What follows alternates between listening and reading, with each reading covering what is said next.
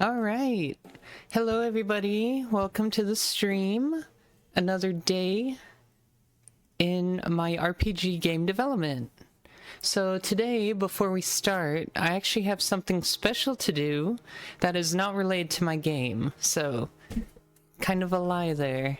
But, let's talk about that real quick, because I got a little story for you. So, my girlfriend and I, we recently have been playing Archipelago, which is a multi-world randomizer. You basically select games on your own. You can play the same game, different games, doesn't matter. And the games are randomized. So each game has its own rules for randomizer. And in a randomizer, the goal is you have certain items you have to collect, and that lets you progress to other places to do more things. So maybe in an RPG game, right? Usually you have to like complete a certain event, or you have to have certain items to progress in the game. So that's a very easy way to understand it. Same with like a Metroidvania. You can only access certain stages or certain platforms when you have the right items and tools. For other games, it's a bit more obscure. Like, for example, I chose Yoshi's Island for our test Archipelago run we did. And in Yoshi's Island, what they did is you start in World 1, you get access to the entire level list of World 1, and Yoshi has a very limited amount of abilities. And then you unlock more abilities, like you can hold more eggs, certain items in the game won't work, like you can't access beanstalks, you can't access spring balls, certain types of eggs do not work. And all these things add up to you can only do certain stages at certain points in the game.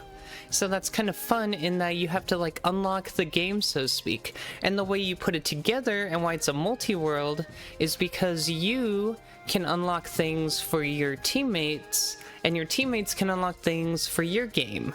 So it's not just you beat a level, you get stuff for you, sometimes you get stuff for other people. The reason why I'm telling this story is because we recently tried one, and unfortunately, silly me, I opened up the server in a temporary zip file. So the way Archipelago works is that it generates a game for you. So actually, let me go back a little bit here, and it generates a set of files for you, so you can run the server and you can run each individual client for every player that's playing. And that's great and all, except I ran it in this zip file. So what ended up happening, and I'll show you real quick, this is where we start getting a little more technical, is the logs tell us, if I go here, in the server log file, that at some point, this is after we were done playing, no such file or directory, and it was in this temp folder, and you can see in the temp directory it used a .zip to indicate, hey, this was a temp directory generated for a .zip file. What your computer does is if you try to access something in a zip file, obviously it's not on your computer, it's zipped up, so it can't really do anything in terms of permanent like file storage. So instead it creates something in the temp folder. As mostly Linux programmers know, things in the temp folder don't last very long. They're very, very temporary. And the same goes for Windows. And so in this case, once I closed the zip folder, like I literally had it open because then I could actually run stuff. Once I went back, or I closed the window, Windows just forgets this temporary folder even exists. So this is why I was starting to get these errors. And this was fine, I didn't really care because the state of the server was maintained, right? So I was cool with this, I was fine. Hi there, I followed you a few days ago and it's the first time I got to you online. Hi, welcome. Nice to see you, Bernerenko. Sorry if I can't pronounce that well, but welcome, welcome. Thank you for catching me today. So yes, one thing I didn't realize is I thought in the Archipelago documentation, when I originally set all this up, if I quickly go here, and we go to... Let's go to the setup guide for it. I initially thought that the game was going to auto save. And so I'm like, oh, that would make sense, right? Here, server and client commands. One of them is a save command, and I thought, oh, maybe I have to actually save the game or save our session. But according to this, it says under the save command, saves the state of the current multi-world. Note that the server auto-saves on a minute basis. So I thought, oh, okay, maybe it auto-saved our game. It did, but not to any permanent place. Only the temporary directory, which is why Python was spitting out all these errors later. Are you using Emacs? No, this is just Windows 11. Normal Windows Manager. Windows Desktop Manager. And this is Notepad. So Notepad, I use Visual Studio for coding, so yeah. I just have this open right now because we were looking at a text file. Oh, thank you. Yeah, it's just themed and everything. I made the Visual Studio all nice, so when we start coding in here, it looks all pretty, which is great. That's what we love. Makes it easy to code. So I thought this was auto-saving, but it was auto-saving to a temporary directory. So now you might be able to guess what the issue is I don't have access to this temporary save file anymore, so technically all of our progress is lost. Or is it? So the next thing I did, naturally, was I left the clients open on our other computers, and the clients actually tell you what you receive and what you send to other players.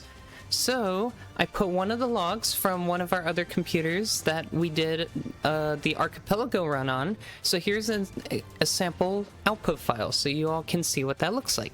So in here, it has some initialization stuff, that's whatever, but we go down to the meat of it when we actually start playing. And these IPs are all local networks, so you're not getting anything from looking at these IP addresses, other than what my local network looks like. So here, you can see that there's actually information about what we did. So Stinky is the username of my girlfriend that played with me, and Amy was myself. And you can see these messages pop up that said, Stinky sent World 5 Gate to Amy. Stinky found nuts. Amy sent Chucklebean to Stinky. Stinky was playing Mario and Luigi Superstar Saga. So naturally, stuff like Chucklebeans are going to be pretty common because there's a bunch of them in that game. And I'm like, okay, can I use this log to somehow restore the state of our Archipelago run? Because technically, with the server, there are / commands you can use to give players items. You can like cheat them in if you have to, right? So I was thinking maybe we can programmatically find a way to use the output of this log to restore our game to what it was before. So that's kind of the first programming project we're going to do today. It's just a little fun side project. This would be your typical, like, parsing a file, trying to extract certain pieces of data from it, because you can see it's got a whole bunch of junk we don't care about, and then turning it into, in this case, viable / commands that we can just paste into here and restore the state of our Archipelago run to how it was when we stopped playing the other night. So we're basically trying to make a tool to recover the state of our game to where it was originally.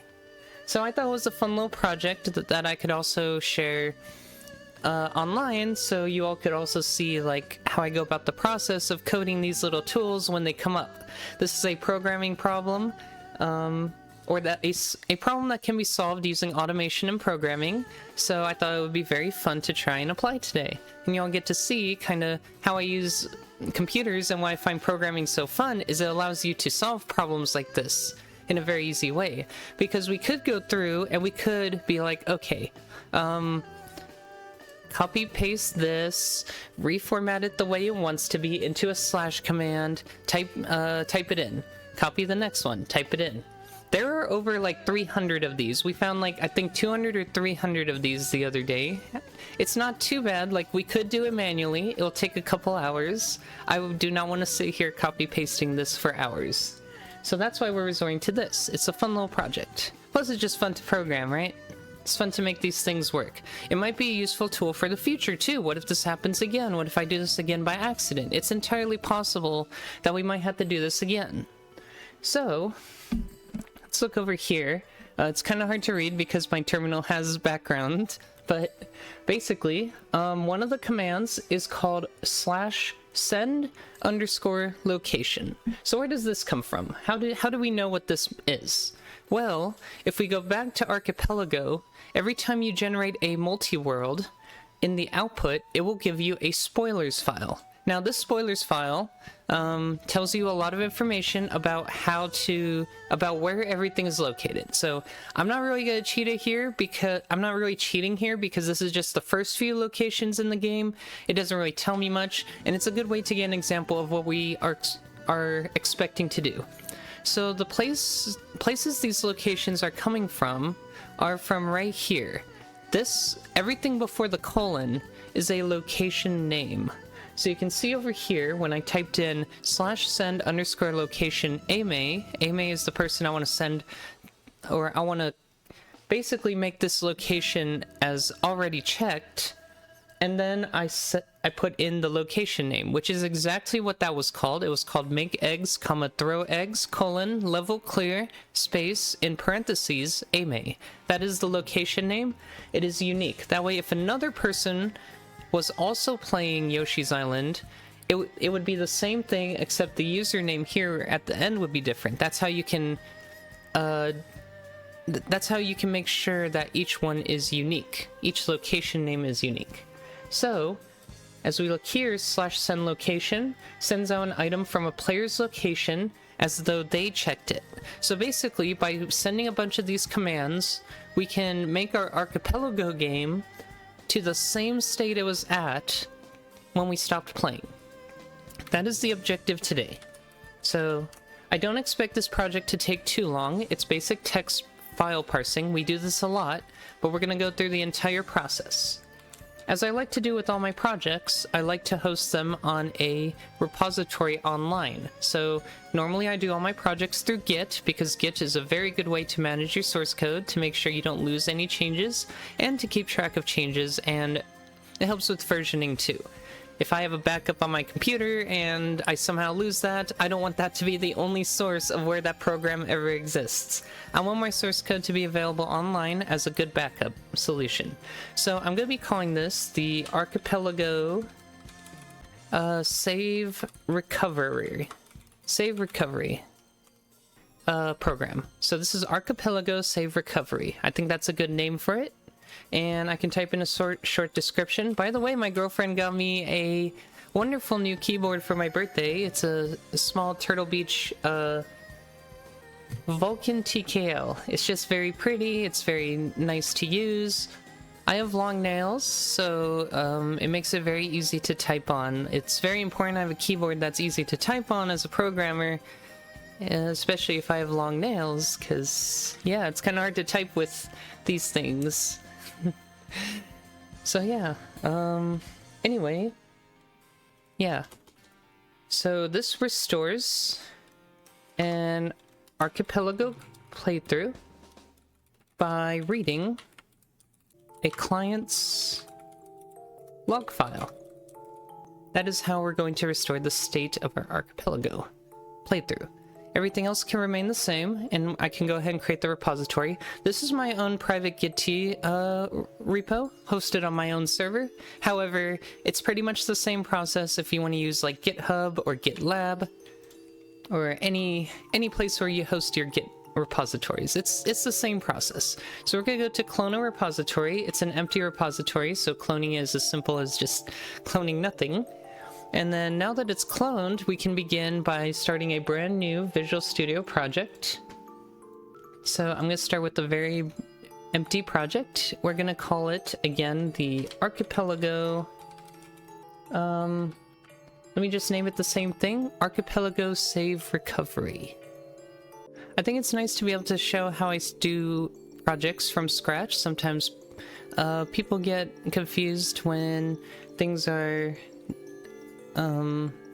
when starting out, like how did I even get to this point, right? When I'm just in the middle of some already established project, so it's nice to see everything from the beginning. I am placing the solution and project in the same directory because by default, Git will automatically make a folder named after my project, so I'm pretty much good to go there. If I didn't have this checked, then it would be j/source/journey through space, or excuse me, I don't want it to be journey through space, sorry. Let me change that real quick, because we just pulled this from the repo. You can see here Archipelago save recovery.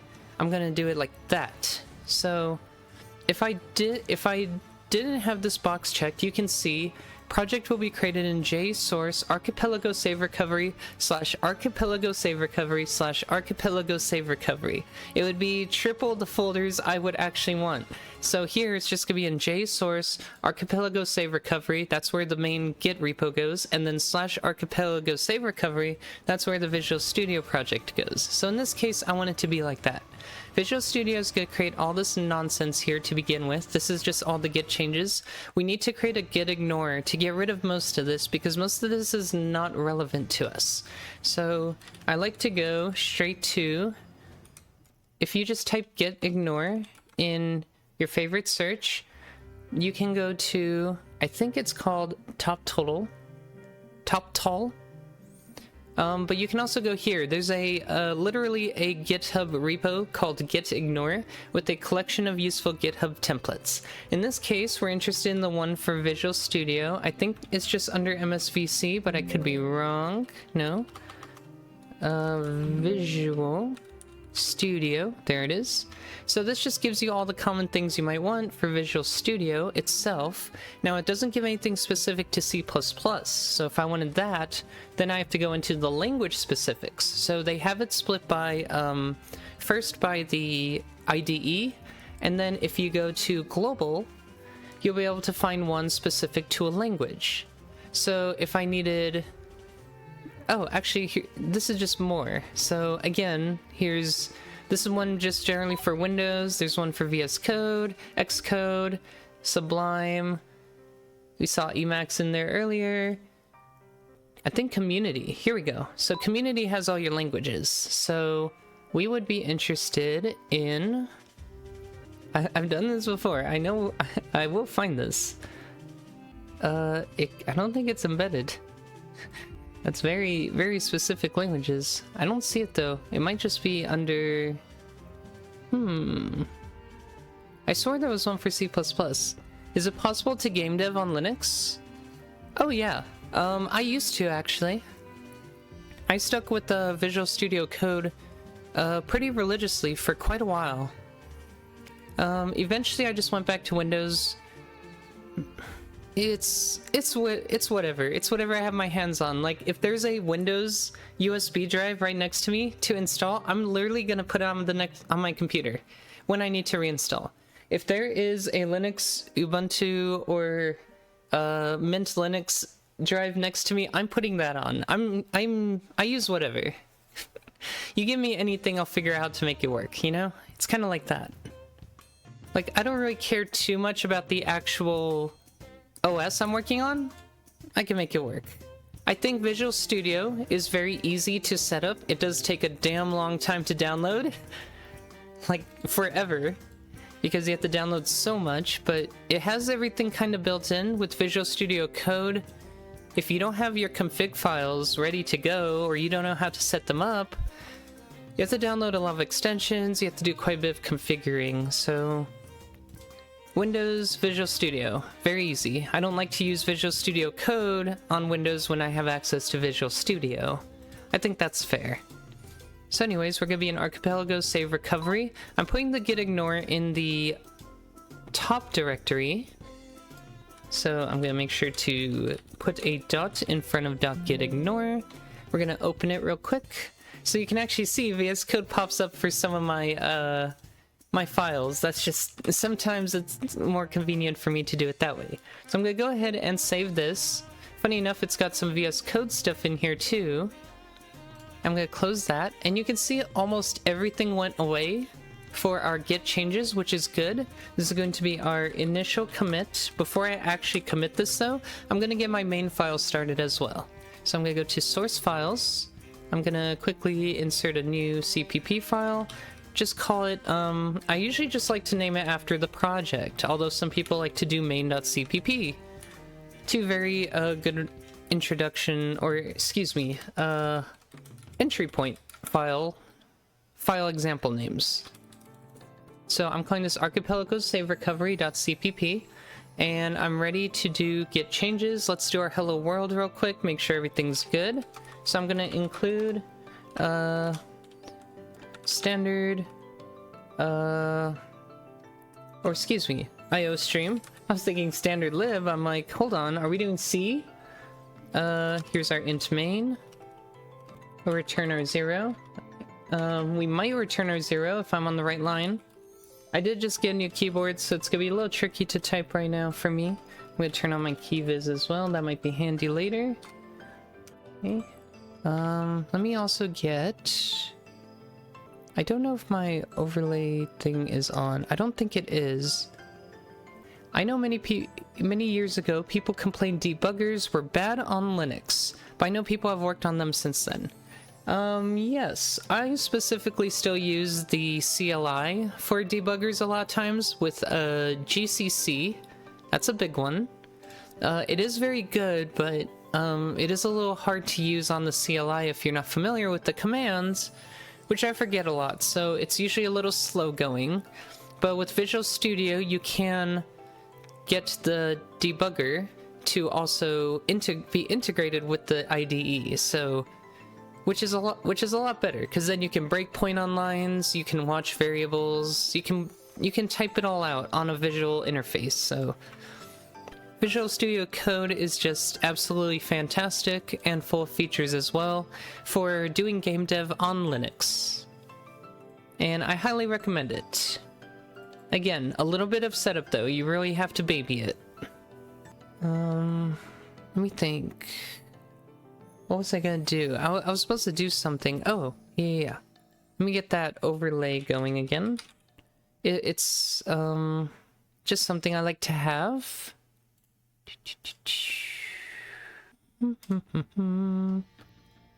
Where is it? Hold on. Something's not right. There it is. Okay. That should pop up. Perfect. Almost perfect.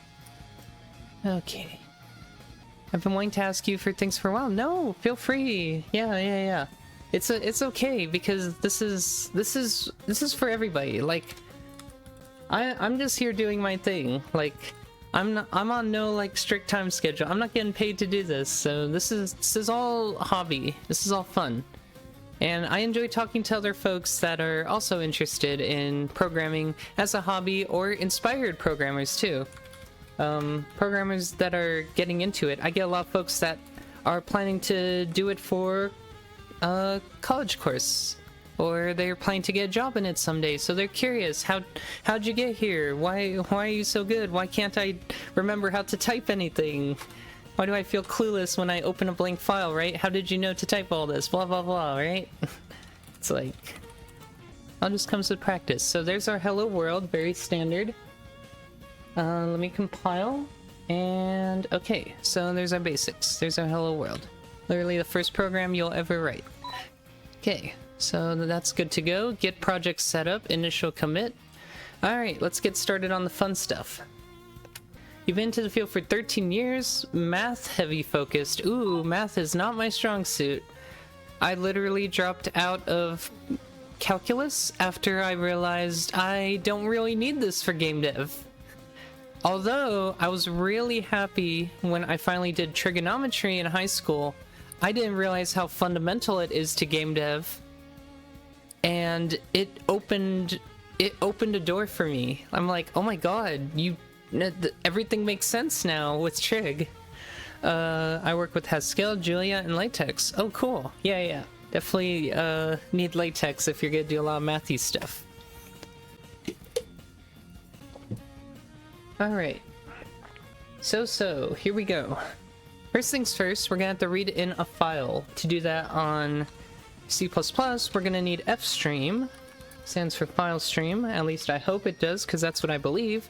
I'm gonna include both input and output file stream, because I think what we're gonna do is output all the commands to the resulting command line commands into a file. So let's examine a little closely what our file looks like. Not this one, this one. So, actually, how about let's just get this file read in first. Since we're going to be messing with this file, I'm not going to work on the main copy directly in case I overwrite it or delete it somehow.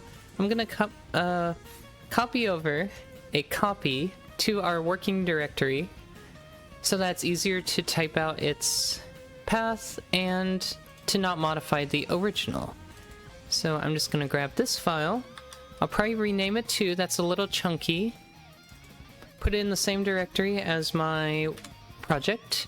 And let's just call it log.txt. Nice and easy. Back over here, we're going to go to standard ifstream, which is an input file stream. One of the constructors is a string to the input file. We're going to use a relative path because the working directory is exactly the same as the project when we run it here in Visual Studio. So it's going to read that file to continuously loop over it and make sure we have valid data to read. Oh, this variable needs a name. I typically call it file. So while file has data to read, while file.good, we're just going to store our line in a string. So there is what's called standard get line. It comes bundled with the is that not right? Oh, I don't have strings yet, that's why. It comes bundled with strings if I include the string library. Yes. So we have standard get line. Standard get line requires a stream. That's not the stream. So file, and then an output variable. So in this case, we're going to output it to line, and then the line is going to be stored in the line variable. After that, for now, just to make sure it works, we're just going to output it straight to the console. Put an end line after each line. That way it looks pretty. And let's just run it, make sure it works. So you can see in the terminal that it has printed out the contents of the entire file. So now we have our file reading. We can go ahead and start working on the parsing. So, what are we parsing and how are we going to parse it? Two questions. So, we are interested in any line that we obtain an item for. How would we detect that? I guess we have to look for the word sent, because if something is sent, it means that I, as the person that was controlling my end of the client here, have sent a message to somebody else saying I unlocked something for them. Equally, I'm looking for the word received because that means I have received a new item from my girlfriend. So, we're gonna have to do this kind of back and forth. We're looking for the word sent and received. Also, there's this one where it just says my girlfriend, Stinky, has found their own item. So if somebody finds their own item, it's not sent, it's not received, it's just they found it themselves. Equally, I think myself, I say the same thing. Let me see if I can find an example here. Where's the check where I don't send to Stinky? Here we go. So found. So it'll say found their blah blah blah if it's for their own selves. So these are the 4 or 3 keywords we're going to be looking for in the file. To search for these words in the file, we can use the string's find command, which will return standard string npause when there is no valid item found. And I believe it's going to be a size t, because a size t can hold a very large value, and it's only positive, so it doesn't use any negatives. So size t pause. By default, let's actually set it to npause. So standard string comes with the npause constant. which denotes it's literally the max value of a size T, that this cannot be found. So by default, we didn't find anything. Equally, another shortcut, although a little more ambiguous, is to put -1 there, because -1 will be equal to that same value. But I like to put that there. It's more verbose. It makes it clear why we put -1. So let's start by looking for any of those keywords. I think we'll do each one separately. So let's start by looking for anything that was found. So there are 2 players here, Stinky found and Ame found. Now, I want to make this generic in that if we ever change the names of the players, or if we ever have more players, I don't want it to assume that Stinky and Ame are the only 2 players that will ever be in an Archipelago run together. So we have to make this generic. So on top of knowing whether it was a send, a receive, or an individual find, we have to know whom that is involved with. So we got 2 parts there. Not only do we have to capture what the action is, but we have to capture who this action is for. Can you briefly explain the whole project you are working on? Sure. So to give some context, this is Archipelago, or well, Archipelago is a program that my girlfriend and I were using where it essentially creates multi-world randomizers for your games. So this is the program. Somebody else made this, and basically Stinky and I are playing 2 different games, but they are randomized. All the objectives and items are randomized. They are randomized using logic, so you're supposed to find them in a specific order. And the randomizer then takes that logic and then also connects it between other people. So I could find like a key that my girlfriend needs, and my girlfriend might be able to find the jump ability I need to complete a level. So this is what this project does now, or this is what this project is about. But the reason why I need this is because I was running a server, but I did something stupid. I was running this server using a file located in a zip file. So you might be able to guess what this has to do with that. So I literally started the server in here. This isn't a zip file, so it doesn't exist unzipped on my computer, right? It does now, but that's after the fact. So I ran the server, everything was fine, everything was great, right? While we were playing. It was saving our stats and our state of a game to a temporary directory. Because it's a zip file. In Windows land, it's going to unzip to a temporary folder, place everything there for a while. Then when it's done, it's going to nuke it, right? So we were done, everything was fine. My computer rebooted at some point. I didn't expect this. Computer just decided to update. So temp save file is now gone, servers reset, blah blah blah. I basically lost my data. So what this project is about is, okay, well, I still have the logs of the client that tells us what we did to get to the state we were at before this event occurred. So in the future, like you can see here, I actually properly saved it in this local file. I started a new instance of the server. We're basically going to create something to recover the state of our game to where it was at, but we're going to automate it, because this log file has a lot of things we sent and received from each other. And so because of that, I don't want to type them all out manually. So there's a command here called /send_location, where it sends out an item from a player's location as though they checked it. So we are now parsing this file such that we can generate the commands needed to successfully get the state of a brand new version of the server with a brand new save file to the same state it was at before we stopped playing and that incident occurred. So this project is being born out of my stupidity for running a server from a zip file. Yes, essentially I am. So that is the project for today.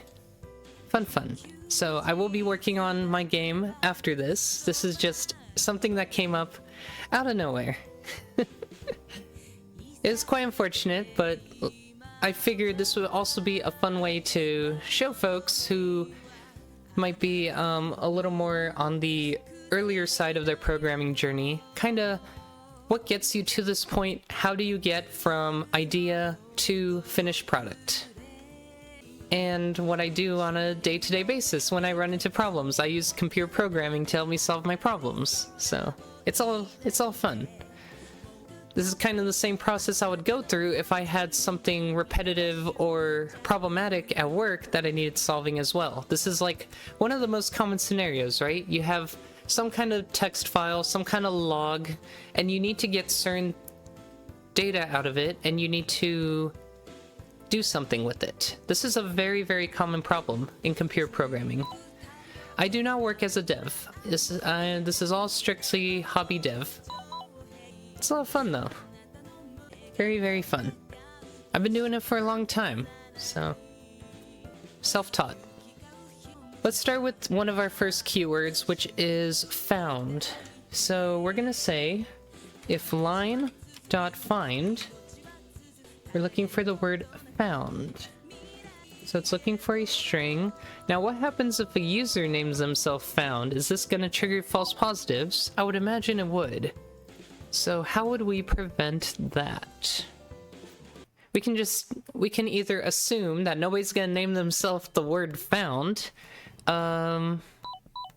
We could check if there are multiples and only accept the second one if there are more than one. But what if they name themselves found? What if it's found arrow wheel? Let's just assume this edge case will be ignored for now. In programming, there will always be lots of edge cases. You have to choose whether it's worth it to pursue the problem or choose to ignore it. If you choose to ignore it, you also decide to live with the consequences of it later, if it ever pops up. So hopefully nobody ever names themselves found if they ever choose to use this tool, because it will not work right. You do a lot of bash scripting? Ooh, yes, bash scripting is good to learn, especially if you're gonna work in Linux a lot. One thing my job has that's similar to game dev is heavy geometry. Ah, yes. It's probably the closest you'll get to game dev in a job environment, right? Other than game dev itself. So yeah.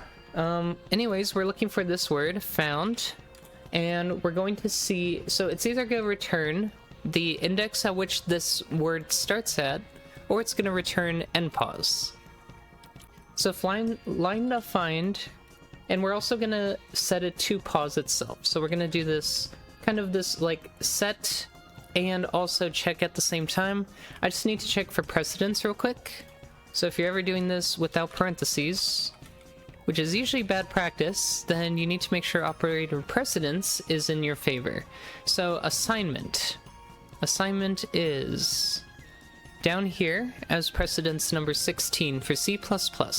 So that means not equal to a comparison would happen right here, number 10. Not equal to will happen before assignment, which means to make this line work right, I want to assign it before checking the value. Also, I have these two flipped. So first assign, then check if it's not equal to, and pause. Also, it's a bit cloudy today, so it's getting a little dark. Where'd my... oh. We'll leave it like that for now. It's just getting noticeably darker. Okay. So this means this line indicates that it's something found for the person that is mentioned right before the word found. So how we can do this is we backtrack to, we're basically going to find the first space after the colon. So we look for a colon, then after that is a word. The word is the name of the player. Unless the name of the player is two words. We're also going to ignore that for now. We're going to assume every player uses one word for their name. Alternatively, we could just... let's think of it this way. Let's substring everything from after the space to the beginning of the found token we got. That way we actually capture their entire name. I actually like that better. That makes sense. That would get their entire name. We can just subtract one naturally for the space. So that's going to be what we do. So let's first look for the colon. So we can actually get that earlier on. That way this is a little less confusing.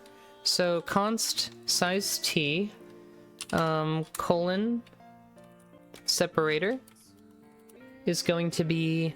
Also try to keep your variable names descriptive, because otherwise you'll get very confused real quick if you use like X's, Y's, I's, Z's, J's, right? It can get very confusing, especially when you have a bunch of markers very quick.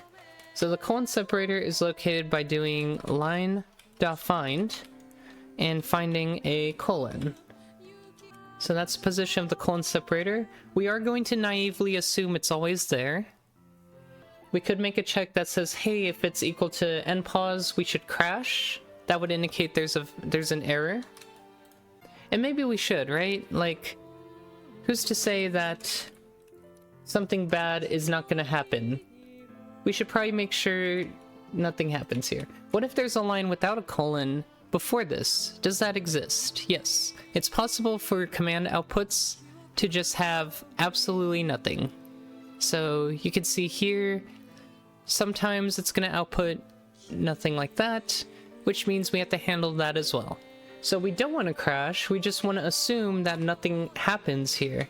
So if colon separator is equal to this, we can actually just go to the next line. We don't even have to deal with anything. So this is already in a while loop, so we just hit continue here, and it'll continue to try again. Since we're still reading from a file, every time at the very beginning, it'll keep cycling through. We're not going to get stuck in an infinite loop here. So, back down here in found, we're now going to search for the name. So, we'll extract the name. I will also make this const, because it shouldn't change. So to get the name, we're going to start from the colon separator -1, or +1, excuse me. We're going to do line.substring. So substring requires a starting index. In this case, it's going to be colon separator +1 to get the space as well. And then the length of the string, which is going to be the position of found minus the position of the next, or excuse me. So the position of the colon separator +1 subtracted by the position of the found token. So position minus this. That is the length of how much we have to chop off to obtain the name of the player. Hi there, I hope you're having a nice day. I hope you are too. Thank you. E-A-E-A-A-A-E-A-E-E. Is that a color? That doesn't look like... That's too many hex values for a color. Or it's like RGB super exclusive color alpha or something. But yes. EA Sports. Okay, fair. But yes, welcome. Thank you. I hope you're also having a great day. So to see if this name output works, we're just gonna... Let's breakpoint here, and let's hit a few. See what it's like. So we're in debug mode right now. I just put breakpoint, nothing happened. Well, that's promising, isn't it? Well, did it not find this is the question. Because surely we're running. Okay, so we are running. Let's just put the value of colon separator here. Let's run the line. Not 25, okay. So that line should hit. So it becomes a matter of, does this line have any colons in it? So in this case, this one did. Is this not a colon? That's my next question. Maybe we think it's a colon, but it's actually some other character, right? No, that looks like a colon to me. In fact, it's fine. Oh wait, it wouldn't be the colon, it would be the word found. Well, let's see here. Is it not found? I'm pretty sure it's called found. So AMA found their magnifying glass. Okay, well, let's look at this one more time. Did I mess up the logic? Pause becomes equals to line.find. As far as I know, this will return whatever the assignment is. So making sure it's not equal to end pause. So we're looking for an assignment on pause that will change that. So maybe I'm gonna go here. So let's look for a line that passes the colon test. And then we're looking for the word found. So clearly not that one, clearly not that one. We're just gonna go a little bit until we're at a point where we know we're gonna get a line where it actually happens. So this is that giant slash command. I'm gonna skip a little bit more. Here we go. So let's see. So now we're at some relevant stuff. So actually I just found one. Let me go to one more. Okay, so clearly this string should have the word found in it. And we are down here. So we're looking at what line.find returns. Oh, so we're actually in here. Oh, there's just no executable code here. I'm dumb. Okay, so that was working. I need some kind of executable code to actually break at this line. So sometimes I like to just insert some dummy code here. And that will at least, well, I was gonna put like blank. That way it actually runs. And now we actually stop here. Okay, so name, we can actually look at that value now. And clearly that doesn't look right. But also, this isn't supposed to be, so you can see here it kind of worked, but kind of didn't. I hate coding. Do you like it, or is it more like a necessary evil to make your fans? No. I love coding. I've been doing it for about 20 years. A little more than 20 years. So yeah.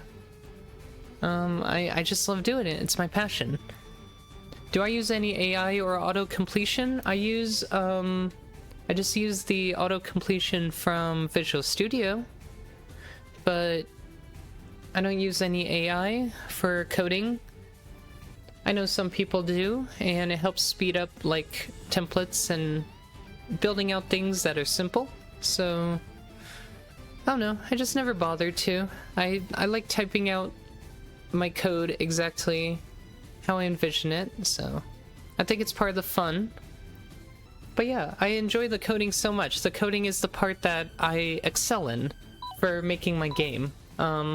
Not so much the graphics or music. So I usually need help in that department. You like typing too? Yeah, I agree. And I like the problem-solving aspect of AI, so I wouldn't use it really to problem-solve either, as the best part about programming is the problem-solving. Once you have to just type out all the code and you already know what to do, that's actually kind of the boring part. The fun part is figuring out how to solve the problem, like we're doing today. That's the fun part. I could literally just go to an AI bot and be like, hey, I need to parse blah blah blah from a string. I'm sure it can do that very easily. That's like a super simple task. I want to actually solve the problem. That's the fun part to me. Once the problem's been solved, the rest of the program is boring. Like, I'll be honest, when I'm working on my game, right now we're doing all the content for the game. Most of the game's engine is done. So it's not actually as exciting as it used to be because we just have to put in more monsters, more maps, more bosses, more music, more story, more items. It's like, there's no more programming involved in that. Most of that is already done. Every once in a while it's like, oh, this item has a very unique mechanic, you have to go program that. Okay, cool. I will go program a brand new system just for that. That's fun. That's the part I love about programming, right? Okay. So we're back here. It didn't quite give what I needed, and we need to figure out why. So this is supposed to be the offset colon separator +1. Is there another colon I'm not accounting for? Maybe I messed up, right? So let's look at this one more time. Oh, there's colon in between each of the timestamps. So the timestamps are always going to be colon or hour, colon minute, colon second, and then there's a comma for the milliseconds. So we need to account for 2 colons, and then the third one is the one that's actually the colon separator. So I'm gonna do line.find, but multiple times. So we need to line.find using whatever the offset is from there. Do we want to hard code it, is the question. Can we assume, let's see, that the colon will always be past a certain point. No. We have to do this 3 times. So, which is fine. Here's how we're going to do that then.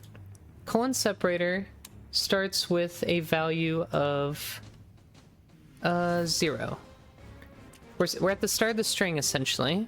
I'm going to get rid of the const, and then we're going to do 4. I'm going to bring in my ranges library, because I like to use that for a for loop.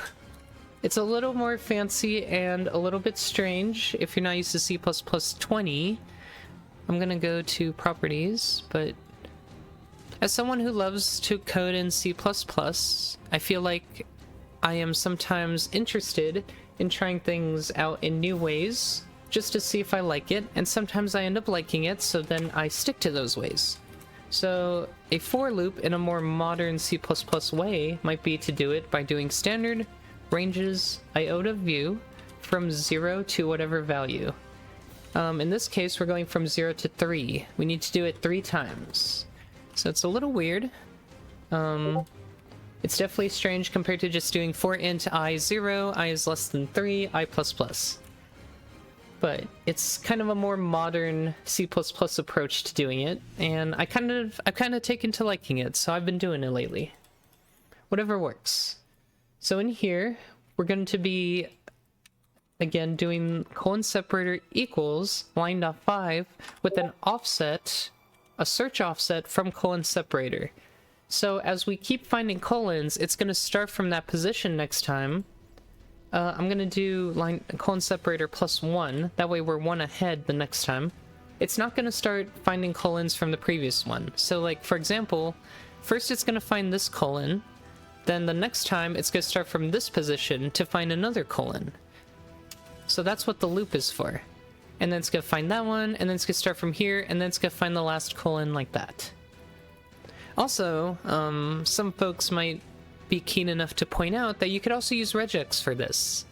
And as easy as regex sometimes makes text parsing, it also is very alien. So I also am not a big fan of regex, especially if it's code parsing code I'm writing myself. If there's regex in another program, by all means, you do you, girl. But here, yeah, I'm gonna write it out in actual code, because to me it makes more sense. So now the name should be properly parsed. Let's try that again. Hi there, Adrian. Welcome, welcome. Alright, so that one's fine. It looks like we got an extra space before and after though, so let's see. But you can see we actually got the name now, so we just have to make sure we get rid of the spaces before and after. We could trim it, but we could also just parse it correctly to begin with. So the substring should be from the colon separator plus 2 to pause minus the colon separator plus 1 minus 1. So let's try one more time. How's the letters and numbers? They're going. They're going pretty well. Also have to do minus 2 now because the offset was moved over by another one. So it's actually minus 2 instead of minus 1 to remove 1. So you can see here, that one's properly parsed. We go here. Stinky, Ame. So it's properly parsing the name after finding out what the verb is, and the verb is right there. Or, well, that's the position of the verb.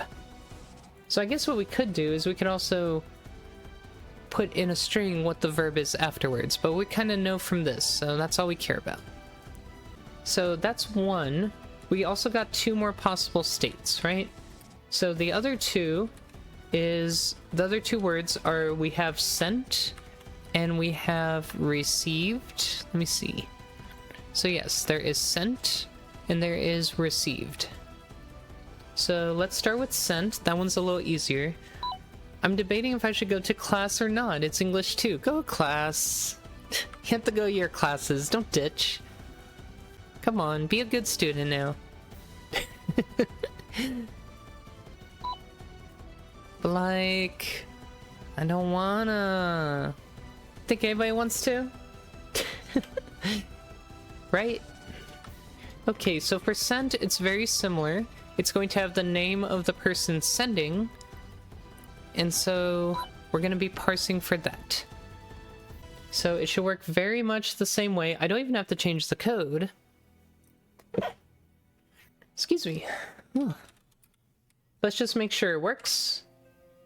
So for scent, Stinky sent arrow wheel, and Stinky is the parsed name. So that worked.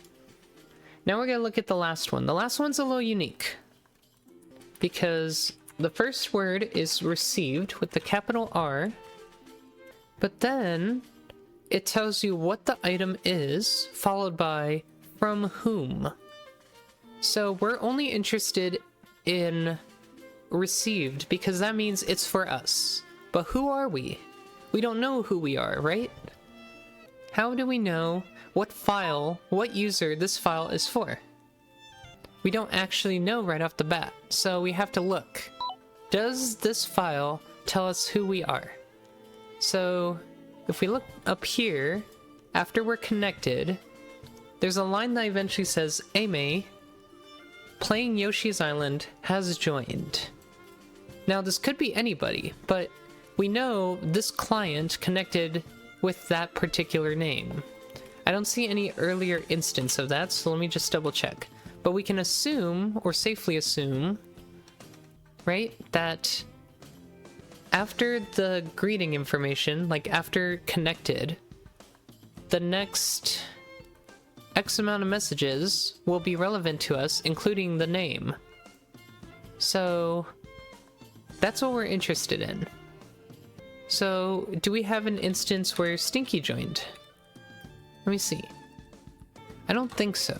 I think Stinky was in the room beforehand, but I assume that right after connected, we're looking for something with a name. Preferably with like, I guess the way to put it would be we go from client to a file log. That would be the easiest way to detect it, right? So let's go for that. First, let's look for a line by client, like it starts with client and then has the word connected in it. Fine, I'll go to class. Good, go to class. No. Just go to class. No round one. No. No round one. Just go to class. Silly. Okay, so we do this at the very beginning. We're looking for a line that starts with client. That's the first indicator. So if line, there is a starts with function, so that makes this very easy. Any lines that have this in it, we're interested in. We're interested in seeing for a line that has connected in it. We also only do this if we don't have a known client name yet. Like at 7? Oh, okay, yeah. Go after. That's fine. That'll be very fun. So, standard string client name. We're gonna start it as blank. If we don't find a client name, by the way, then we know that... well, we know that we couldn't find it, so... that'll be a problem, right? I did something. My hair's being funny. I like it parted that way better. Just feels better that way. Okay. Anyway, I think we're gonna add an error here though. If we can't find a client name, we're in trouble. You want long hair? Yeah. It's very nice. It's just maintaining it that's kind of a pain, but naturally. Also, playing with it can be tricky too. I like playing DDR with it down, but sometimes it just gets in my face and then I'm like, well, extra hard mode. So if client name is equal to blank, we're actually gonna throw here. New, or not new, throw unsupported. I think I have to include the error library to use this. Oh, maybe not. I think it's already included. I just have to... I think it's unsupported operation exception, or... I should be able to just do a very generic exception.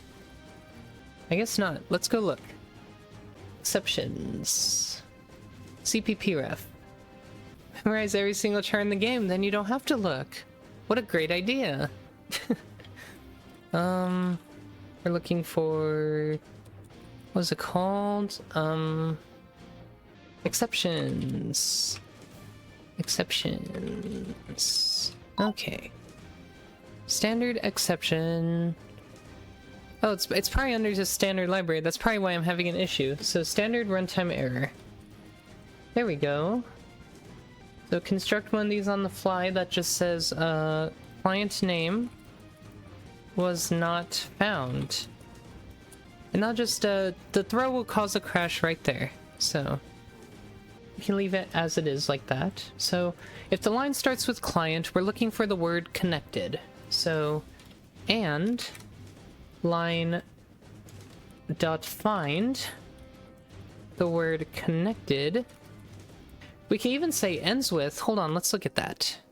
Can we just say ends with connected? Or do I have to say ends with connected new line character? I think the new line character gets abstracted out. So let's try ends with connected. That might be, oops, I didn't mean to compile yet. That might be what does it here. So connected. And if we find that, then that means we have to assign the next line we find that has the name, let's see here. It would be, starting with file log, we're looking for, the first file log will be the name of the player. And I guess we can look for has joined. Maybe that's a better way to search for it, right? Look for blah blah blah has joined. That way we know for sure that this is a joining command. So we'll now say inside of here, we're going to have yet another while loop. I'm actually going to put this in a new scope too. That way we can use the same variables, the same variable names, but these names are now reassigned specifically in this scope. So they're only relevant in here and not outside of there. This just keeps things a little bit tidy in terms of I don't have to regenerate like a whole bunch of new variable names just for this, like inside underscore line or line 2. Like that could get messy, right? So I do actually, these are different. It might still complain about using the same variable name.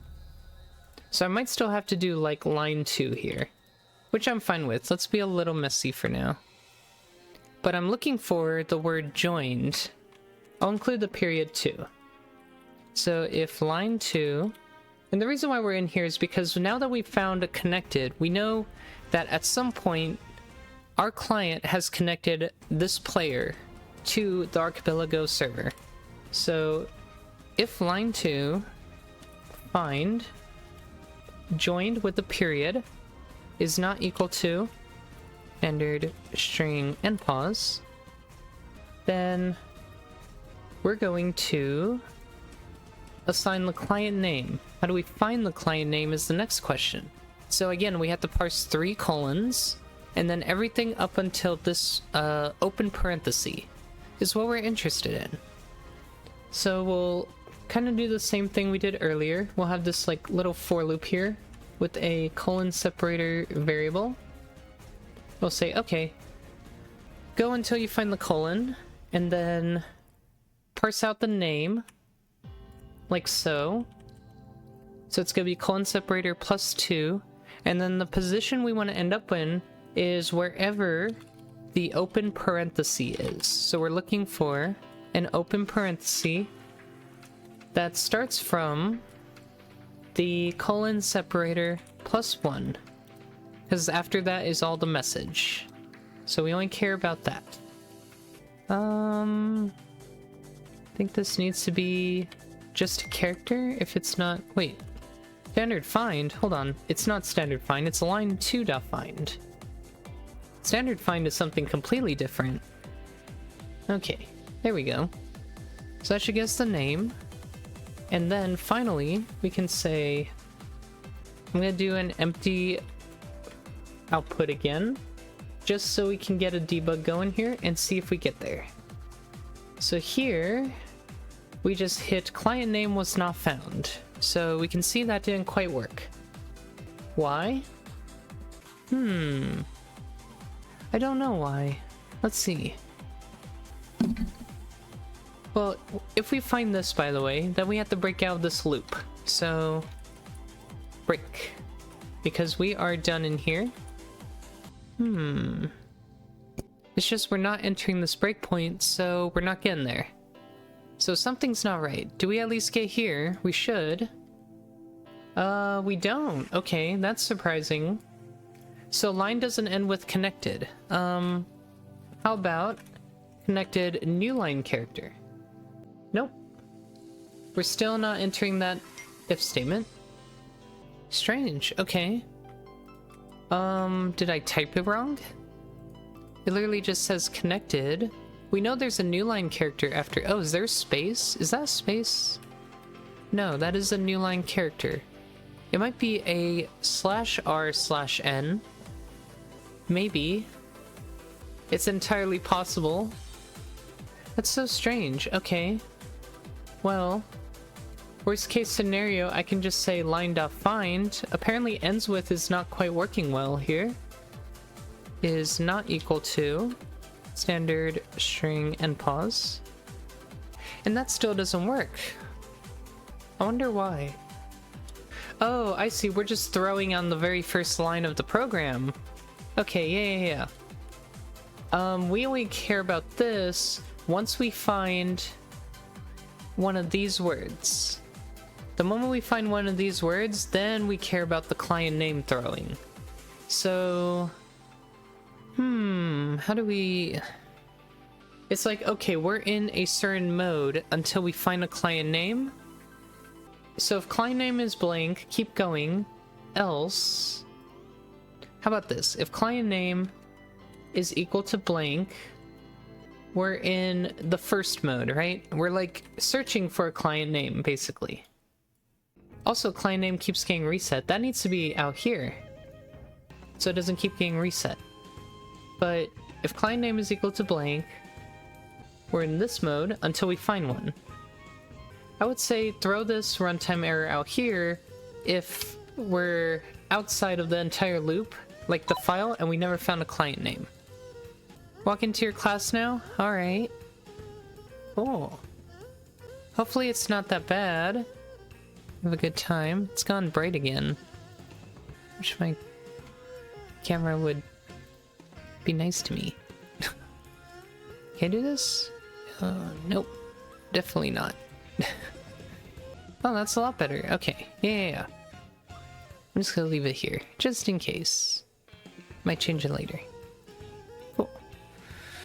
So the second mode is, okay, we found a client name. We can go ahead and do what our program is meant to do. But we need a client name from the very beginning, so that's what we're searching for. So now this should enter properly because we're actually searching through the loop constantly. Okay, good. And before we go on, I'm going to put down here if client name is equal to blank. That's when we throw, otherwise it's going to throw every time the program finishes. So I presume we can now get down here. And name is... What? Well, our name is definitely not Kane. So that's not right. Let's see, how did we do this? How did we end up with the word connect? That's not even in this line. What line are we on? So Amy playing Yoshi's On has joined. Did I put line? I put line instead of line 2. Oops. Alright, so name is Amy. So that means that's the client name. So once we found that, we can set the client name and leave. Client name equals this string, and we're done there. So now that we have a client name, we know who is supposed to receive. And that's important because when it says received, we need to know who that's actually being given to. And relative to our client, received means us. So now we know who us is, and we can give ourselves the proper location. So now if we go down to received, oh, we still have to parse the name. That's not done yet. Do we care about whom it's from? We actually don't. We care about for sent because we have to know... Actually, hold on. Sent, received, these are the same things. I'm going to receive it myself. Sent to whom? Ame. So did I just mess up and not need that? I think I did. We only care about sent and received. Or, excuse me, sent and found. Found means they found it for their own selves, so we know who we're supposed to give it to. Sent means we check the person who it's being sent to, and that's the person the command is for. Also, I got caught talking with some random people. Well, hey, there you go. That's the fun of a college campus, right? You get to chat and talk to people. That's fun.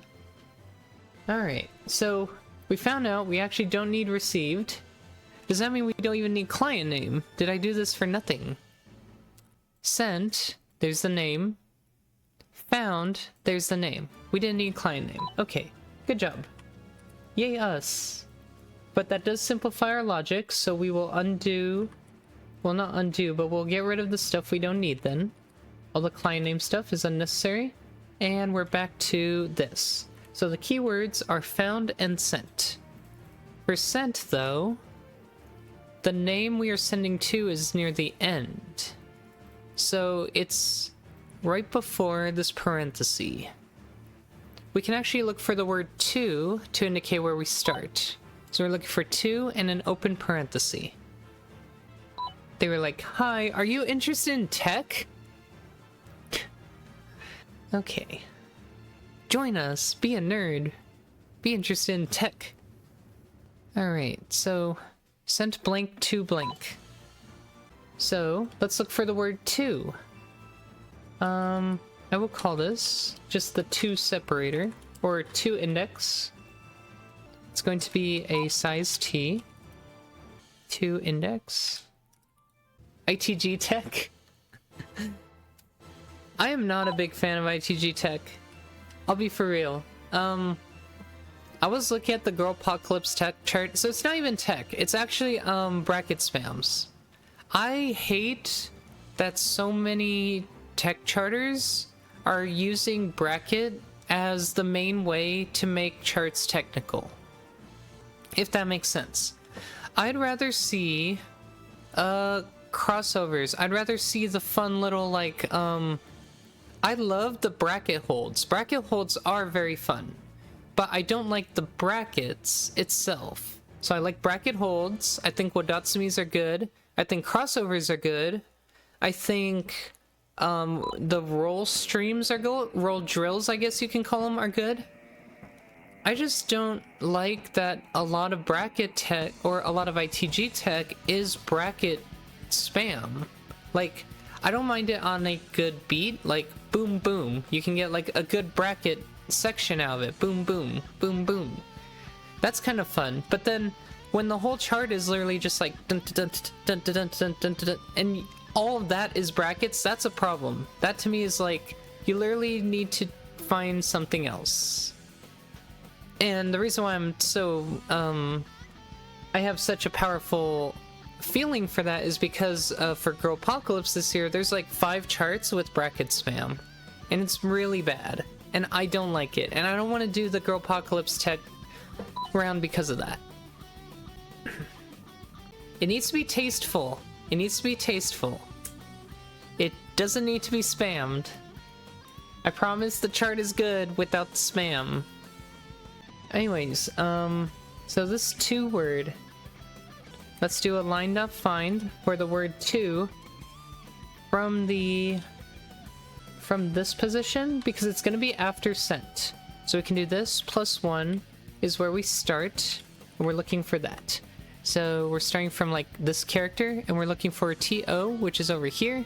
Now what happens if the word has the word, or if the item has the word to in it? That's a problem, isn't it? Like, we could just start from the end and work our way backwards to find 2 for the beginning, or the space. Again, a name with 2 words in it would be a problem. But if we can start, maybe we go find a parenthesis. I don't even think, I would hope no item name has parentheses in it, but if it does, that would mess up our parser too. Like, is there any way to really go around this other than... I guess there's not, because all we have is text to rely on. We're going to be making some assumptions, and we kind of have to. We kind of have our hands tied here. So we're going to assume, best case scenario, everybody has a one-word name. Find the open parentheses at the end, the last one, and go backwards. And also hope there's no open parenthesis in the middle of a location name, which would also be a problem. Like, unless we knew what all the item names were to verify, like, to cross-reference, then we kind of have the item names, but then I would have to read in another file, make a list of valid item names, and then go from there. I don't know if it's that complicated. How about this? Let's look for all the instances of 2, right? Would this be a problem in here, at least? I don't think so. Oh, no, let's match case. That way we don't have that. Because if it's not a problem here, it's not an edge case I'm going to worry about today. Okay, it doesn't look like it is, which is good news for us. So, let's just not worry about that. So find the word 2. 3 letters after it is going to be the start of the name of the person we are sending it to. So the name is going to be from the 2 index plus 3, and we go until we find a open parenthesis. So from the 2 index plus 3, we're going to go until line.find open parenthesis, starting from the 2 index. Or, starting from the 2 index. Subtract the found result from this position to get the name of the person we are sending it to. So let's take a look. Oh, we have an error, no matching token. I missed a parenthesis. Where did I miss the parenthesis? Line 6. Why is it not showing me that in my IDE? Hello? Line 6 is like up here. Oh wait, is it a brace? Oh, an open brace. Hold on. So I messed up something very early. Yeah, okay. Closing brace there. Curly brace. Okay, so we stopped here with the name of Ame. For the string, Stinky sent error wheel to Ame. So that's correct. And let's try one with the opposite. Ame sent Chucklebean to Stinky. Stinky is the receiver. Excellent. So now that we have that, we can now almost construct our command. The last thing we need is the location name. So for sent, the location name starts from that open parenthesis until the end parenthesis at the very end of the string. For found, it is the same thing. So now we have to get the location names for both of these. So let's start with found. After the found word, there's going to be a point where there's an open parenthesis. So let's go look for that. And that'll be the location name. So location. So now we're searching for, from found, find the open parenthesis. So again, line.substring. Looking for open parenthesis. And we're going to do line.find. If we find open parenthesis, we're going to do +1 as the offset. And it's starting from the pause +1, which is where the found token was. And then the count is from here. So that's this. And we're going to the end of the line -1. So I think there's a shorthand for this. I think it's just going to be the line's length minus this minus 1, which is going to cancel out the +1. So hopefully that gives us what we want. So that should be the location string. Let's take a look. Location string. Okay, that's not a valid line. Almost. We were close. Off by 1. Classic. So I'm going to subtract 1. And we have to do something about that SNES line. It's like, we only care about lines that say file log at the beginning. So let's do that. If not line starts with file log, then we just continue, because we don't care about it. It's not relevant. Okay, it still looks like it's not chopping off the last parenthesis. I'm not sure why. I think it's because I added 1. Let's see, from the parenthesis, I added 1. Okay, so I have to do -2 then. There we go. So the location of this string is Stardust Fields room 3 block. For this one, it's Stardust Fields room 4 block 3. And so on and so forth. Hop hop donut lifts : stars. So it is properly parsing. That's great. So now we have to get the location for the other one, which should be very, very similar. I think the only difference is where we look for this. Actually, even that's the same, because that has the sent keyword. So let's try that. For this one, send arrow wheel to Amy. Oh, hold on. Oh, yes, yes, that has the location. Yes. But hold on. Now I gotta think about this some more. So, it's supposed to be the person that is getting that location, not the person sending. So I had the name right the first time. So I have to back up a little bit. I do have to double back down and go back to what I originally had for name. Okay, because whoever is sending it, it's not who's receiving the item, it's who has achieved that location. So Ame doesn't have a location called Stardust Fields room 1 block 2.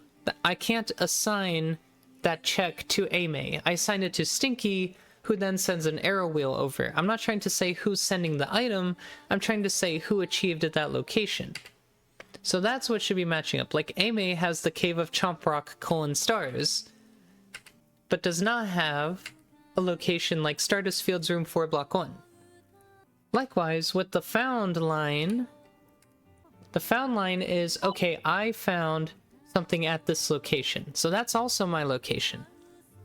Ame and Stinky! Pog! Yes. Okay. So these are good now. Now we just have to generate the commands, and then we have to export them to a file. So what I'm going to do is I'm going to open a new file. So output file stream, call it commands, and we're just gonna make it commands.out.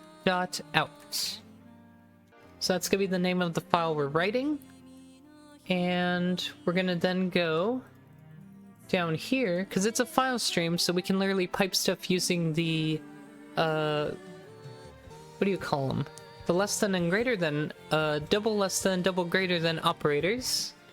So the commands for Archipelago, that's not what I wanted, is /send _ location, name of the user we are clearing that location for, and then the location name, to include their username. So on top of whatever we have here for the location name, so like say it's touch fuzzy get dizzy : level clear, we're gonna add after it a space followed by open parenthesis, name of the person that the location check is for, and then close parenthesis. We have that information, so we can do that. I think we are, yeah, so we can do commands pipe. So we're going to do /send _ location space. I could also use standard format for this. I kind of like that more. I do really like standard format. And standard format, I think, comes from formatter. Oh, just format. So standard format /7 location, variable 1, space, variable 2, space, open parenthesis, variable 3. See how much simpler that would be? We can also use the brand new, I think it's in C++20 as well, it's print line. That would be even better. Standard, : print line. Oh no, I think it's even newer than C++20. It must be 23. So I'm gonna go to 23 preview. Yes, standard print line is, I guess, 23. Ooh, even newer C++. So, /send location. The variables we are going to... Oh, and we have to provide the stream. In this case, it's going to be standard or commands. That's our output file stream. Hi there, System Crash. Yes, I do game dev. Right now we're on a very quick side project, just for today, because something happened, but normally we're on game dev, and it's a lot of fun, for sure. Now you know. So, /send location. So the first option is the name, or the first argument. The second argument is the location name. The third argument is name again. And that should be our print line command going into our commands file. Do that for both, and then we're done. So let's go ahead and just run the file and see what commands.out has in store for us. So it should have generated a commands.out file with that program. So let's take a look at Archipelago save recovery commands.out. It's 4 kilobytes, so that's promising. Okay, excellent. So this basically generated all the commands needed to restore our Archipelago run back to the state it was at when we were playing it. Great, so I'm going to do that now. I'm just going to copy all these. I'm going to go to our Archipelago server, which is still running. I'm just going to paste these in. Okay. Let's see what happened. So, it seems to be complaining about some. So, too many close matches for Stardust Fields Room 1 Block 2 Stinky. Did you mean Stardust Fields Room 1 Block 2? Does it not have the... Interesting. Cave of Chomp Rock, :stars. That one worked. That was up here. Cave of Chomp Rock, red coins. Stardust Fields, Room 1, Block 1. No.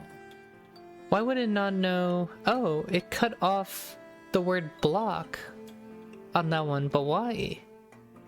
Or maybe it didn't, and this is cut off because I copy-pasted a giant output. Does your girlfriend code too? She doesn't. She does graphic design. So, completely different.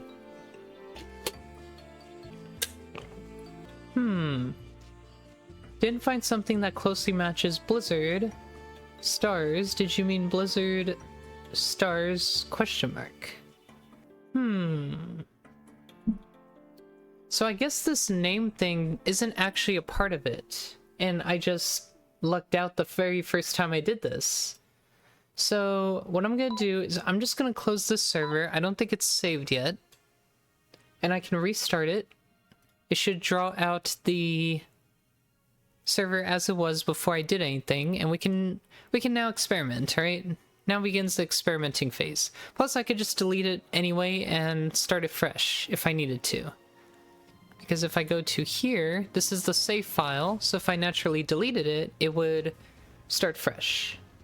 So it looks like it loaded the save file with 26 received items for 2 players, so it looks like that did save. So I'm going to delete the save, and we're going to try it again. Because we're essentially starting from scratch anyways. So apparently, I think this output messes with it. Also, I don't know if maybe this didn't have a block. It's just like room 3 block. I think that's just a check. I don't think it's my parser's fault. complimenting each other on your hobbies. Yeah. It's pretty nice. It's very adorable. So yeah, I guess we're gonna get rid of this and see what happens now. Because I suppose the parentheses is redundant because each player only has one set of locations. So that would make sense. So I'm gonna regenerate the command.alf file without those names at the end of it. And then we're gonna just try, let's just try these 3 first. See what the server says about that. I deleted the save, so it's gonna start fresh. So no save data, game data found. I'm just gonna paste these in. So Stinky sent error wheel to AMA. Stinky sent world 5 gate to AMA. There should have been a third one. You have to press enter. Oh, there we go. Stinky sent nuts to Stinky. Which is fine because that's what it unlocks. So that looks good so far. So far it's working as intended. So I guess the next idea is to do all of them. And if we did it right, we should have 53 items total. Luckily, it tells us exactly how many items there are after we've done all this. So it looks like there was a bunch of output. It looks like it didn't complain this time about any of them. So I'm now going to close the server and restart the server. And loaded save file with 3 received items. Oh, I guess it didn't save after the initial 3. So let me type a /save. It's supposed to auto-save on its own. I guess it does. It only does it in intervals. So I saved. Close again. Reopen. Loaded save file with 53 received items for 2 players. So our Archipelago save file is now in the same state it was at when we first started playing originally, thanks to a small program I wrote to restore all that for us by parsing a log file from a client. So there's our little fun side activity accomplished for the day. So I'll go ahead and commit this to our Git T repo.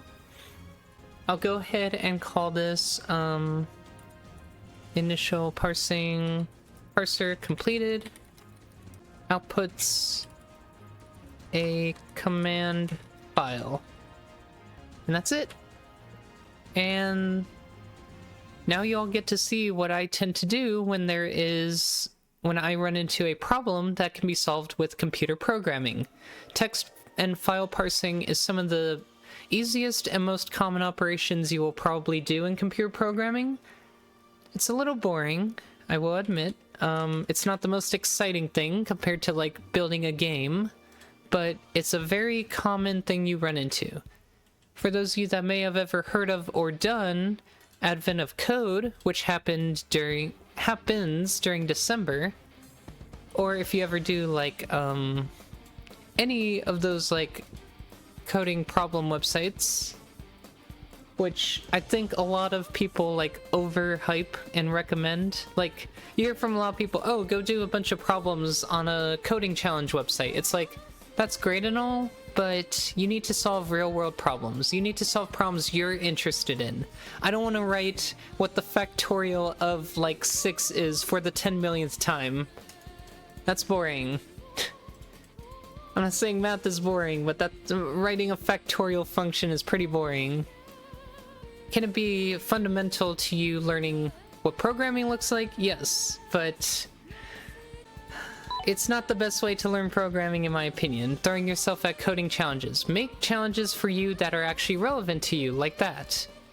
I have another programmer friend who, she does a Legend of Zelda speedrun, or not speedruns, but randomizers.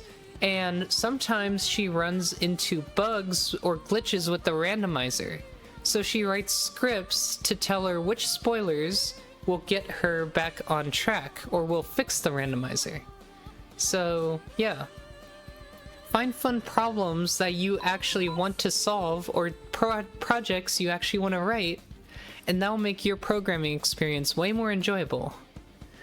I'm doing some text operation stuff with save serialization. Ooh, save serialization is pretty fun, yes. Working with binary I think is fascinating. Converting to, converting from, how to store everything, what sizes you want. what formats you need. Are you gonna have like a dynamic size where you have to say, okay, what the size of the next chunk is gonna be and read all that in? Like, that's a lot of fun. I like that. I remember having to parse the MIDI save file format because I wanted to write a MIDI player. I did it in Java for whatever reason. And that's kind of what you have to do. You have to be able to read very dynamic file types. He's circular referenced. Yep, that will happen a lot. Admittedly. Okay, so we're back to working on the game for a good hour or so. I had some notes from the last time I was working on my game. By the way, if you're working on a big project, always make sure you write in your to-do list notes from your previous run.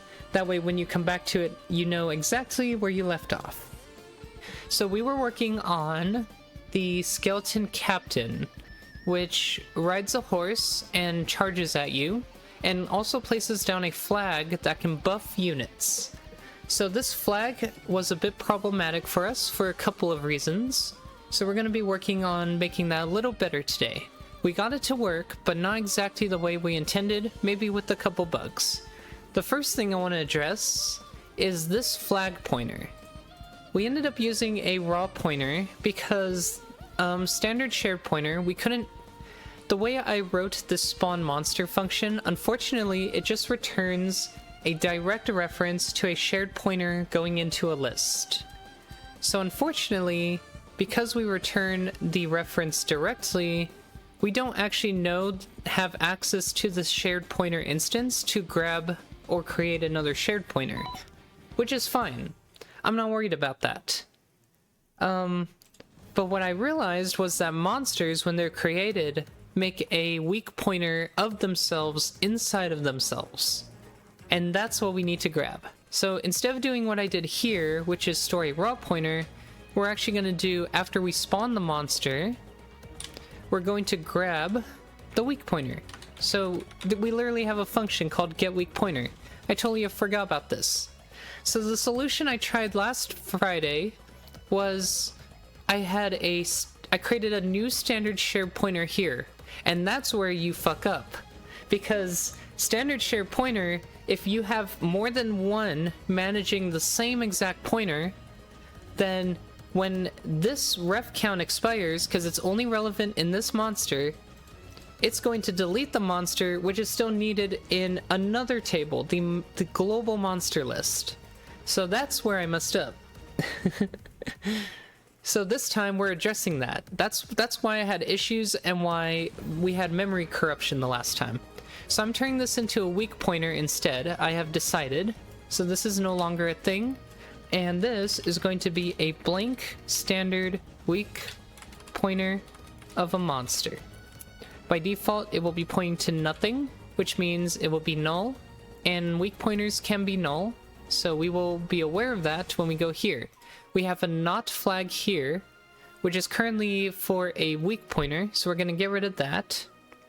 And we're going to anycast it to this.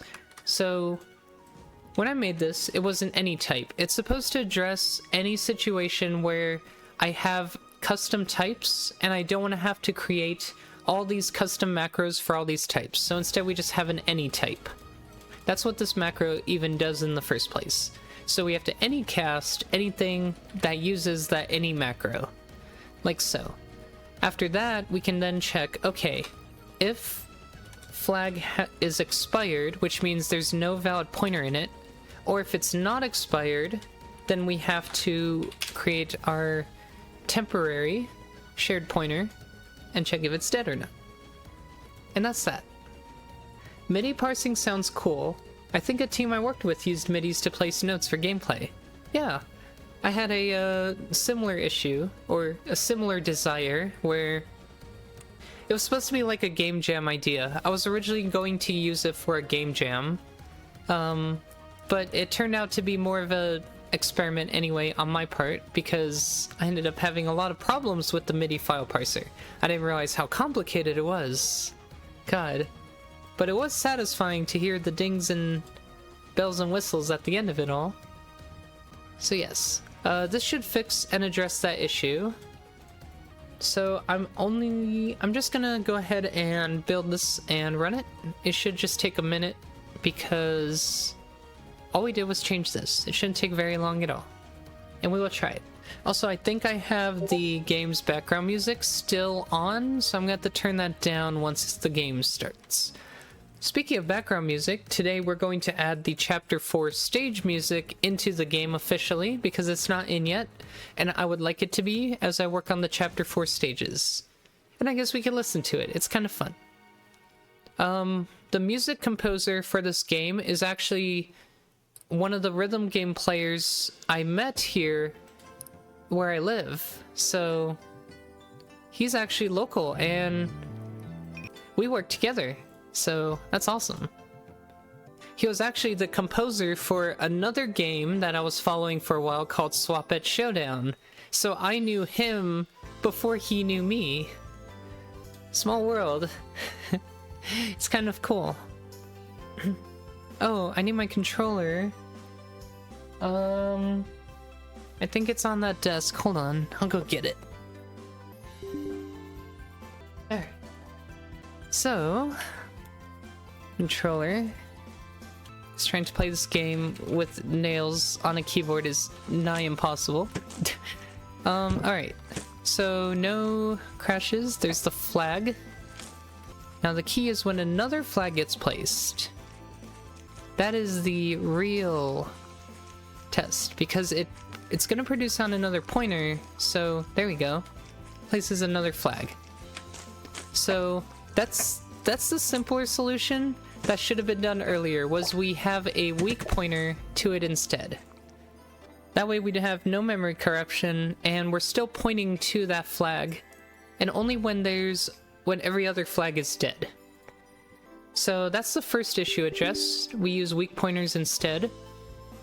Okay, so the next thing I wanted to do was I wanted to make it so flags are not buffing other flags. You might have noticed when it was placed down it was red colored. It's not actually supposed to be red colored. If it's red colored, it means it has the haste buff. But the flag is supposed to give the haste buff to other people, not give it to itself. So we can fix that by going in here and adjusting the filter for what the flag looks for. So not only can it not buff other skeleton captains or bosses, but it also needs to not be able to buff any monster, any flags itself. So we can just say anything with the skeleton captain flag strategy, which is what this one's called, I believe, should not be buffed. We can double check that by looking at the run strategy file and looking at skeleton captain flag initialized. It's called, yes, anything with the skeleton captain flag monster strategy should not be included in the list of things that the flag is allowed to buff, on top of it not being a skeleton captain or a boss. So moving on, the flag falling animation. I wanted the flag to start in the air and fall down to the ground. Rather quickly, I will say, but not be directly on the ground and just poof, appeared. So we're going to make it so when this thing gets spawned by the captain, we're actually going to set its Z position. So we will do that right away by saying flag pointer. We do have to anycast it if we choose to use it, so, well, we already have it here, so flag lock Z. We're going to do set Z, and we'll set it to 30. I think 30 is high enough in the air for it to fall down and make it look like it's coming from the top. Another thing I want to add is the Chapter 4 stage music, like I said. It's kind of buried in a bunch of messages, so it may take me a second to go look for it. Okay, I think I got it. And I will also be right back. Quick bathroom break. Alrighty. So I've downloaded the file. So now y'all get to see how we add a music file to the levels of the game. So here it is. It's called Undead Swamp. Oh wait, this is the boss. Hold on, where's the actual stage theme? Not the boss song. Here it is. Alright, this one. This one's called Undead Swamp. And that's the file we are interested in. Okay. Do I use multiple workspaces? No, I just have 3 ultra wide monitors. So the way I have it set up on my stream is when I mouse over to another section of one of my monitors, it will just swap to there. So I have the one back here. This one I usually just leave with like the build progress. And then I have screens that divide up my all my tabs. So I can look at multiple things at once, program on different sides. Yeah, it's just like, it's surrounding me, all around me. It's really cool. I've also played Elite Dangerous with them. It looks sick. It makes space travel super fun. Okay. So, hi, another monitor for chat. Yeah, just have chat sitting in the background over there, behind me. I'll be all the way surrounded with screens. Okay, so music. So here's all the music for the game, if it will load this folder. Let's see. So right now, it's not in here, so I'm gonna go ahead and paste this. Undead Swamp music. Yeah, just imagine. I gotta put it up in like a space tower or something, and then gotta take an elevator up to the center, and then I'll have my little, like, what do you call it? I'll be in like I'm basically in a control tower. I didn't watch Digimon, unfortunately, so I'm not sure what you're talking about. Sorry. Alright, so in regards to music, all the music for all the stages are stored inside of the levels file. So that's over here. Or, no, BGM. There we go. So every song track is not usually just one song, actually. Now, sometimes we combine them, but some songs actually have multiple parts, and they all play at the same time to seamlessly sound like one music. It's like conducting an orchestra. So then I can take each part and make some parts louder, some parts softer. So during certain parts of the game, we might emphasize certain notes or certain instruments. So that's just a fun feature we have. But for right now, for simplicity, we made it so it's just one entire track combined. We might later split it up. We usually start with one and then split it up into instruments as we see fit. So this is called the Undead Swamp. And it's going to be referencing this file, AIL_undeadswamp.ogg. And we'll just start with the default volume, 70%, and go from there. So the next thing I have to do is actually say that this track will be used in certain levels. So I'm gonna go ahead and open up my tiled project and open up every level, every normal stage in World 4. Then I'm gonna go over to the properties of the map, and under audio event, I need to add in, or not audio event, background music, I need to add in an entry for the Undead Swamp.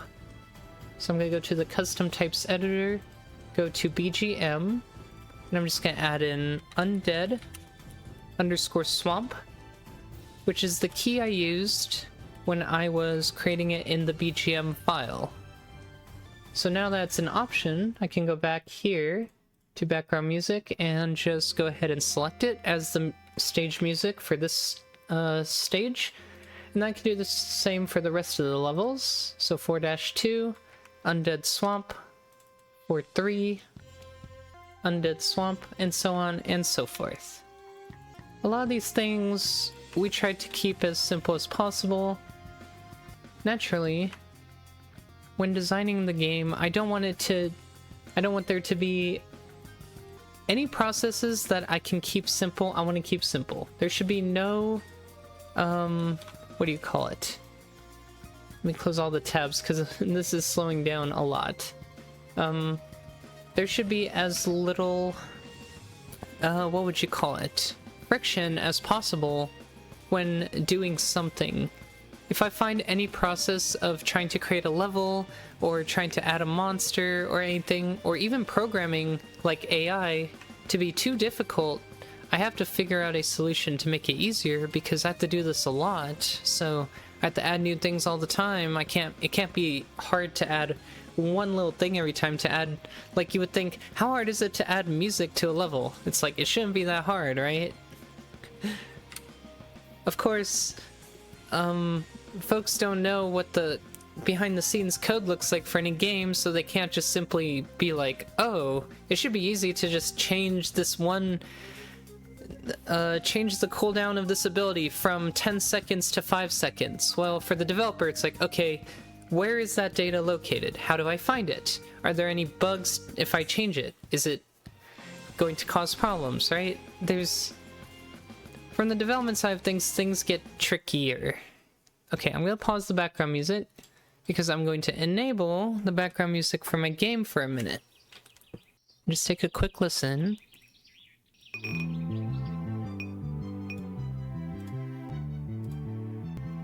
Because I haven't heard this in a long time, so we'll see. Man, I have really good ideas. I should get paid for them. Uh-oh. Exception. What do we got? BGM load. Oh, I have to redo the game pack because it's not in the game pack. Every time I update the assets, they get encrypted in this game pack. So every time I want to add a new thing to it, it has to get re-encrypted. So I just have to delete it and let it recreate it, because this is what I distribute to the players. They don't have access to the individual files, so that's what happens there. I'm just gonna listen real quick, or maybe I have to play because things are gonna spawn, huh?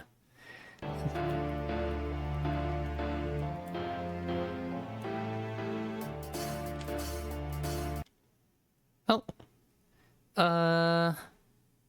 Does it not exist yet? Oh, I guess it doesn't exist yet. It exists on the next frame, I think. Is that right? If we anycast this, and then we set it to something new, the flag equals the old... Oh, the flag is the old pointer. It has to be the new pointer. Yeah, so do that again. Just call it new flag, I guess. New flag. I wonder why it didn't... Oh, because I didn't have set Z before. That's why. I'm like, I wonder why I didn't do it before, but it's clear now. It's just I didn't do anything with the pointer, so it would be valid on other frames, but I need to cast this flag, the new flag pointer, to it, not the old not use the old flag pointer, which doesn't even exist yet. But yeah, my point being is that if something sounds like it should be simple, a simple change, it probably is, assuming we designed it right. If something that sounds simple is not simple to tweak in the game, then we have to design a better system to make that easy. Oh, it's still doing it. Oh, I didn't change it to new flag. I'm still using old flag. Okay. One more time. I promise I know what I'm doing, guys. I promise.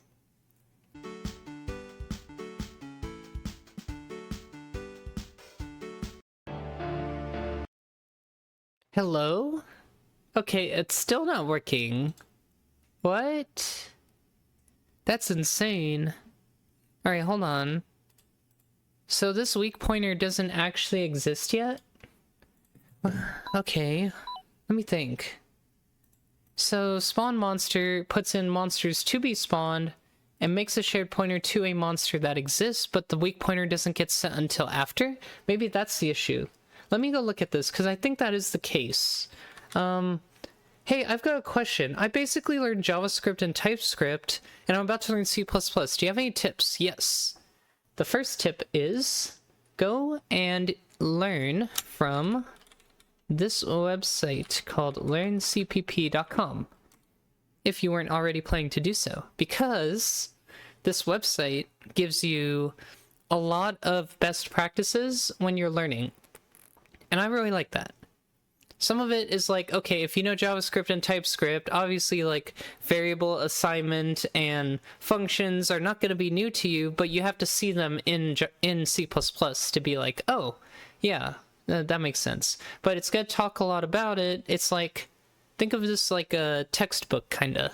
It's written to be like that. It's like a textbook almost, where it's like, okay, here's how you do a function, here's the caveats about it, like warning, be careful of these things, here's other things to do, best practices, blah blah blah. And it teaches you like basically everything you want. So I recommend this. If you weren't already planning to use something to learn C++ with, I recommend this. I also recommend, if you want something more like game designy, to just have a peek at the One Lone Coder channel. I'm kind of a shill for it, but the One Lone Coder, oh, maybe I should get out of my studio.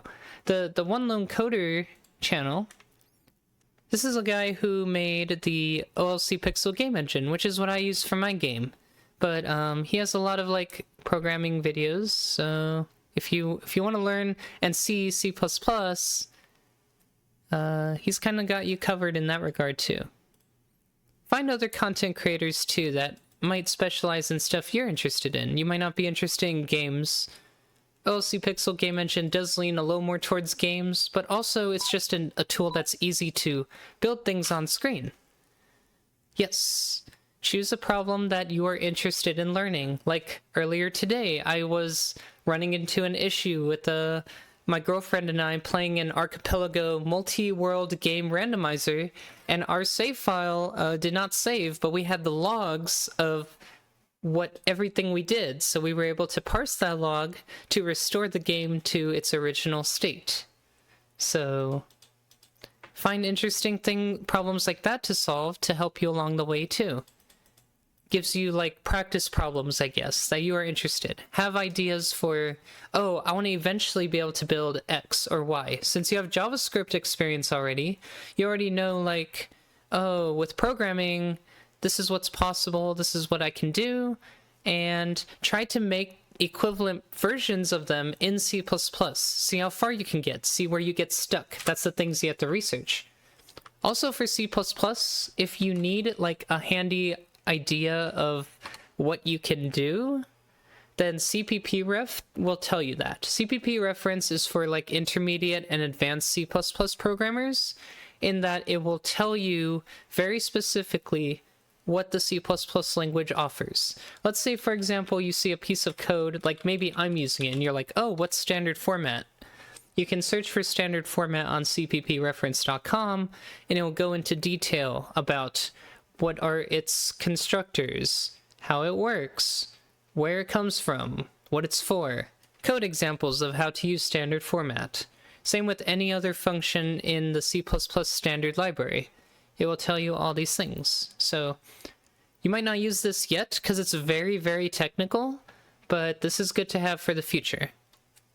CPP reference. But learncpp.com is kind of your go-to, this is how I start learning. In my opinion, I really like how it's written. You could probably find other websites too, but highly recommended. I review it a lot. So back to this. I was talking about how monsters to be spawned has an interesting behavior in that the weak pointer gets assigned right here. This is what I was mentioning, is this weak pointer is actually not valid immediately. And that's a problem, because we want to use it immediately. So how do we fix this? Can we fix it? I wonder, because we moved this, can we just assign it earlier? What's stopping us from assigning it earlier, right? Will it break things if we assign it earlier? I don't think so. So let's try this. Because this shared pointer gets moved around in this list, I'm going to immediately assign the new monster's weak pointer in this function instead. New monster weak pointer equals us. It should be, well, hold on. M originally came from the monster coming out of this, right? What is M? M is iterating through all monsters to be spawned. So it was already in here. But this new monster is right here. So new monster weak pointer equals new monster. At least it should be, because it's a shared pointer. It should just be pointing to itself, really. I don't see why it's not. So yeah. Like, the line here before was literally just to point... Yeah, it points it to itself, so that's the whole point of it in the first place. Let's give it a shot. Yeah, I wish you good luck in learning C++. It is considered a pretty difficult language, so you're pretty brave to step up for the challenge, and I hope you do well. Of course, if you have any questions, you can always ask me too. I've been doing C++ programming for about 6 years, and I'm making a giant game with it, so I've learned a lot of problems with it as well, so that's fun. Alright, I think this will resolve it, because now our weak pointer is valid immediately instead of later, but I don't know why I would have waited till later to make it validated, so I don't know. So there's our flag. It no longer buffs itself, which is good. We should also see another one pop up in a little bit here, but you can see the music's going. Chapter 4 stage music. I'm just gonna run around.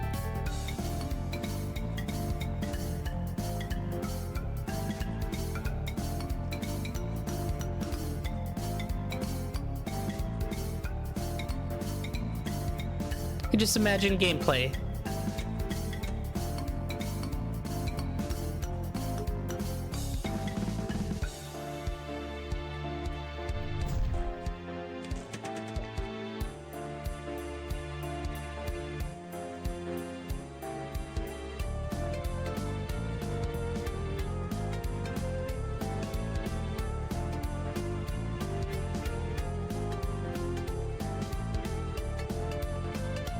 That doesn't look right.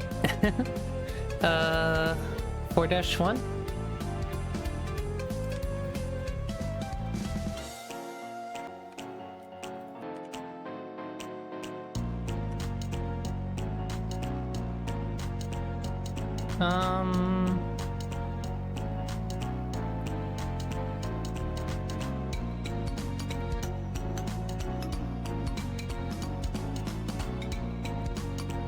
Wait, no. That we need... God, tile sets get confusing. We need... this one? There we go.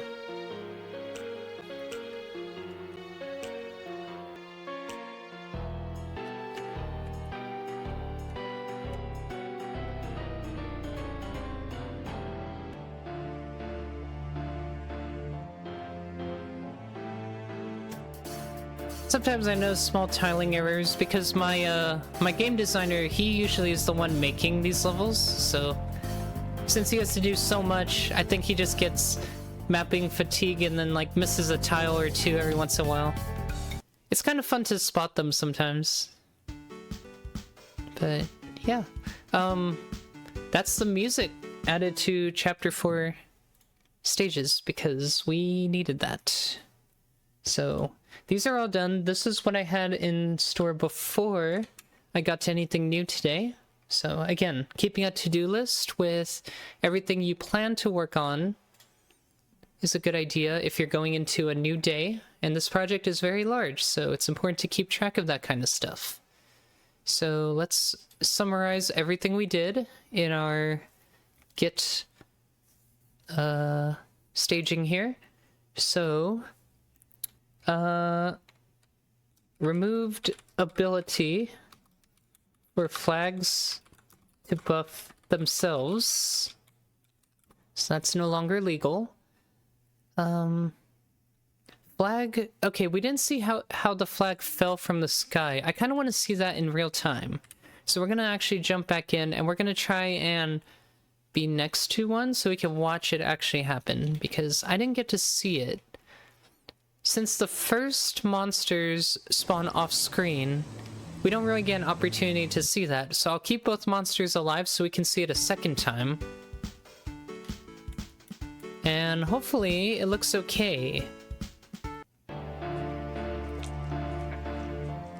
So I'm just gonna delete this flag so it doesn't... Okay. That way it has the capability of spawning a new one. I'm gonna drag both of them over here. Okay, cool.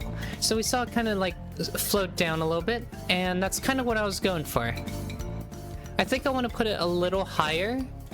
Like, I want it to fall faster and start a little higher in the sky. So it wasn't as dramatic as I would have liked. So I'm going to double the fall speed. And really we should make this a property in the config file, but I'm just going to hard code it for now. And we'll spawn it 60 units above the top of the... 60 units high instead. Now, it's not a 3D game, it just simulates the Z-axis. Things in the sky spawn further up from their normal position, and they have a shadow casted at the ground, indicating where they are on the floor. So, typical 2D illusion of three dimensions with, like, an overhead view. So that's why there's a Z variable in the first place. Things that are higher up in the sky, also players cannot hit by default. So, unless you're basically matching in Z, you can't hit whatever's in the sky. Okay. You can see the flag buffs the monster while it's very close to it, making it very hard to avoid.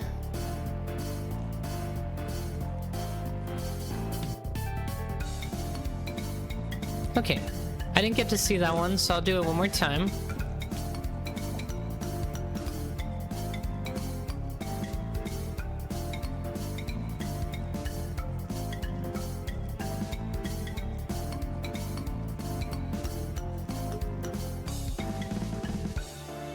Okay, I like that a lot better. It looks very smooth, and it comes from, it's like kind of floating down, so I like that.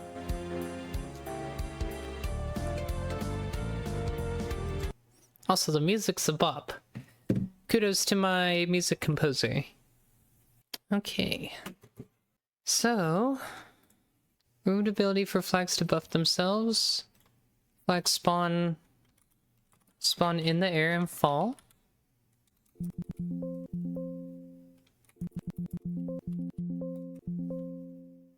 Hello? In the air and fall. Added chapter 4 stage music, 2 stages, and this is release build 12388. Finally, I'm also gonna run the unit tests now because we're ready to merge this branch into master. We're done with the skeleton captain as a whole. I am happy with its behavior for the time being. Obviously, the graphics need to be updated once we get our pixel artist to update that. And I can add those later. But I'm going to run our unit tests real quick in the background while I begin preparation for the next monster. How long have you been working on that project? Today is day 435. So...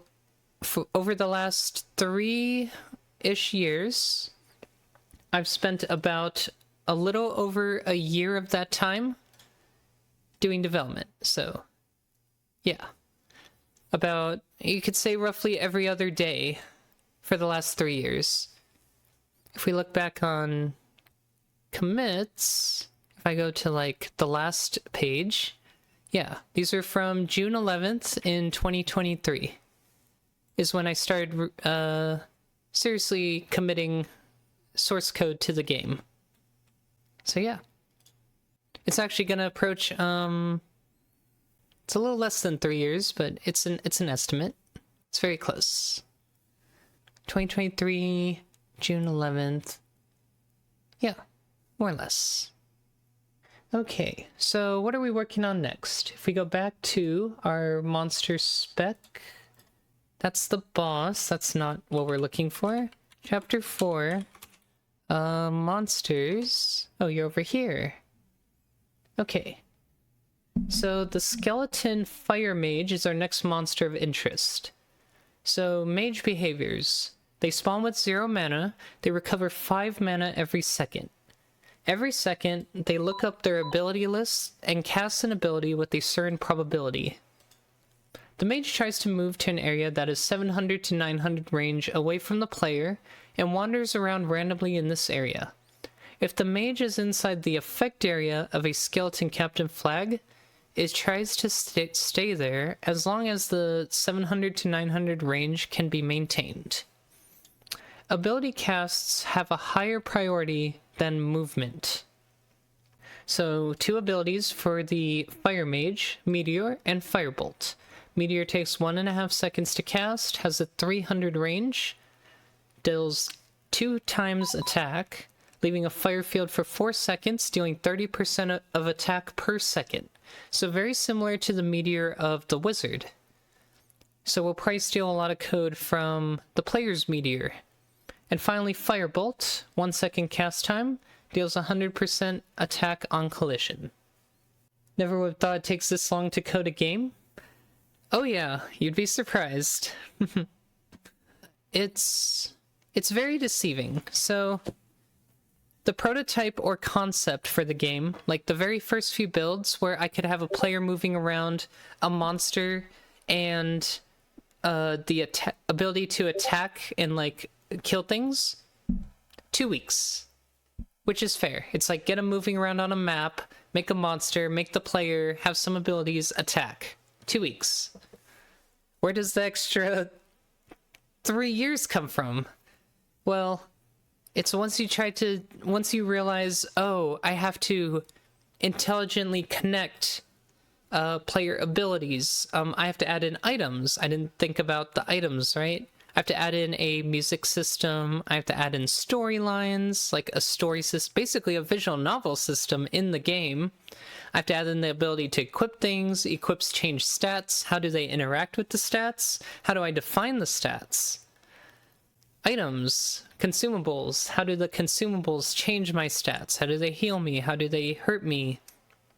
How do I do this without having to write a bunch of code every time, like every item, right? So like, we look at like, we can just look at our consumables, right? Just as an example here. This isn't it. Consumables. It's like you can start to see I have all these files of like, oh, where does everything live? Where's all the data? Why isn't any of oh, it's because I'm in the other project. Anyways, items. Items, please. There. So, like, how do we define all this? So, like, every item has an HP restore property, an MP restore property, a cooldown time, a cast time, how much it sells for, what sound plays when you use it. It's like you have to end up defining all these. What crafting recipes exist for these items? Some have item scripts. They buff in different ways. They provide like an attack percent buff or a defense percent buff, HP percent restore, how much HP. It's like it starts getting very complicated very fast. Here's a bomb. The bomb has certain variables in it, like the damage multiplier, the explosion sound effect, the cast size, cast range. The Molotov is even more crazy. It has a tick rate, a tick-based damage, how long it lingers for, how large the ring is, like what image the ring produces. It gets insane what you have to do for this stuff. I do not actually. I'm a hobby programmer. I'm just self-taught, but it's been a lot of fun. Also, we have unit tests for the game. So, in programmer world, you have unit tests because you want to make sure your game still runs when you change something very major. Like, we moved that line of code that defines the weak pointer for all monsters to an entirely different place. If it breaks something important, we need to know about it, and unit tests can detect that. So, unit tests is like hiring a bunch of people, like each one of these check marks would be one person, and I'm telling them, all right, you are going to test for this every single time I build my game. That's what unit test does. And you write enough of these, and you can say with pretty good confidence that your game is still working correctly, because every one of these is testing something in your game for you. So I don't have to go in and... It's like, imagine if every time I change something in my game, I now have to go through and be like, okay, I'm going to go through this level, I'm going to go and do this story, I'm going to test this class and use this ability with this accessory and this equipment. And then you do that for every single class, you do that for every ability, you go and enchant every ring and see if it still works. Yeah.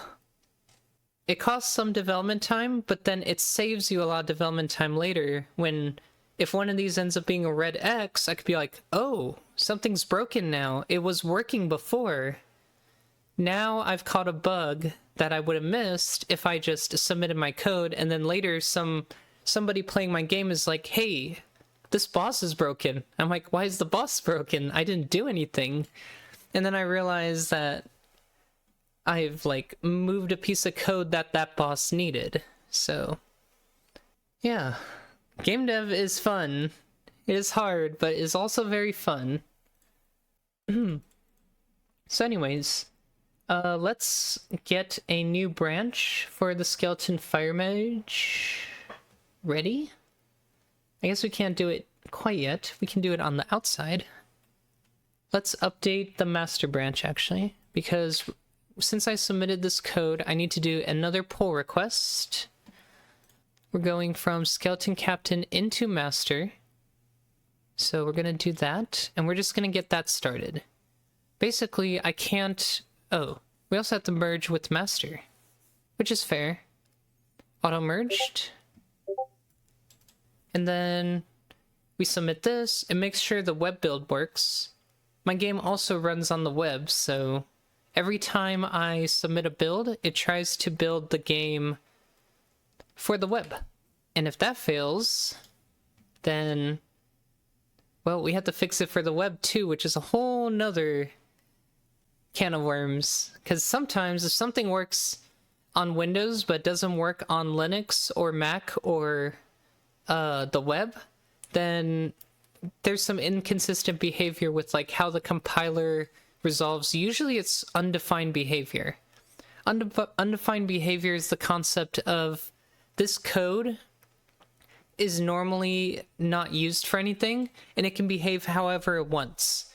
If something in your code relies on the undefined behavior to work a certain way, then it will work differently on another computer, and that's a no-go. That means your game doesn't behave consistently across every system, which is a huge problem.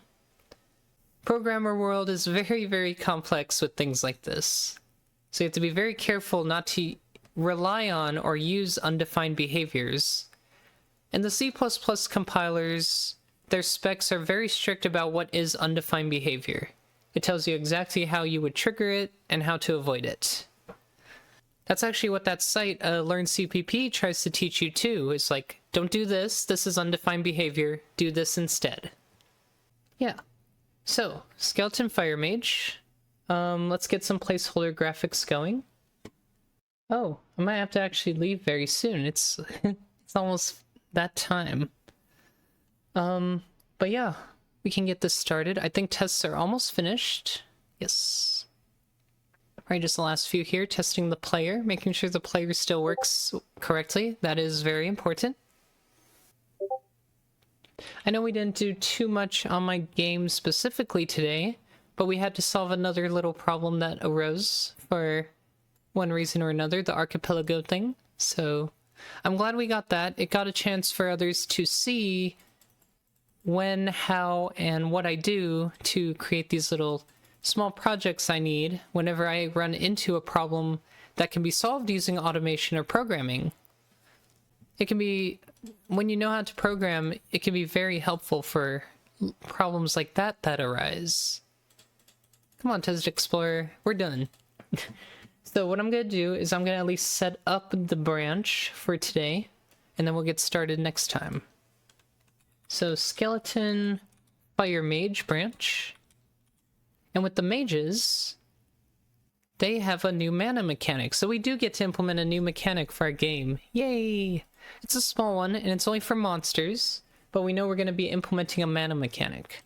So the first thing I will do is I will go into the monster header file and just establish a brand new parameter called mana. So we're going to go to the private members. You can see there's many things. Monsters are very, very, very complicated beings with tons and tons of data. Yeah, it's wild. But we're going to add in at the bottom here, or maybe a little higher. I feel like it should be with the health. I'll be completely for real.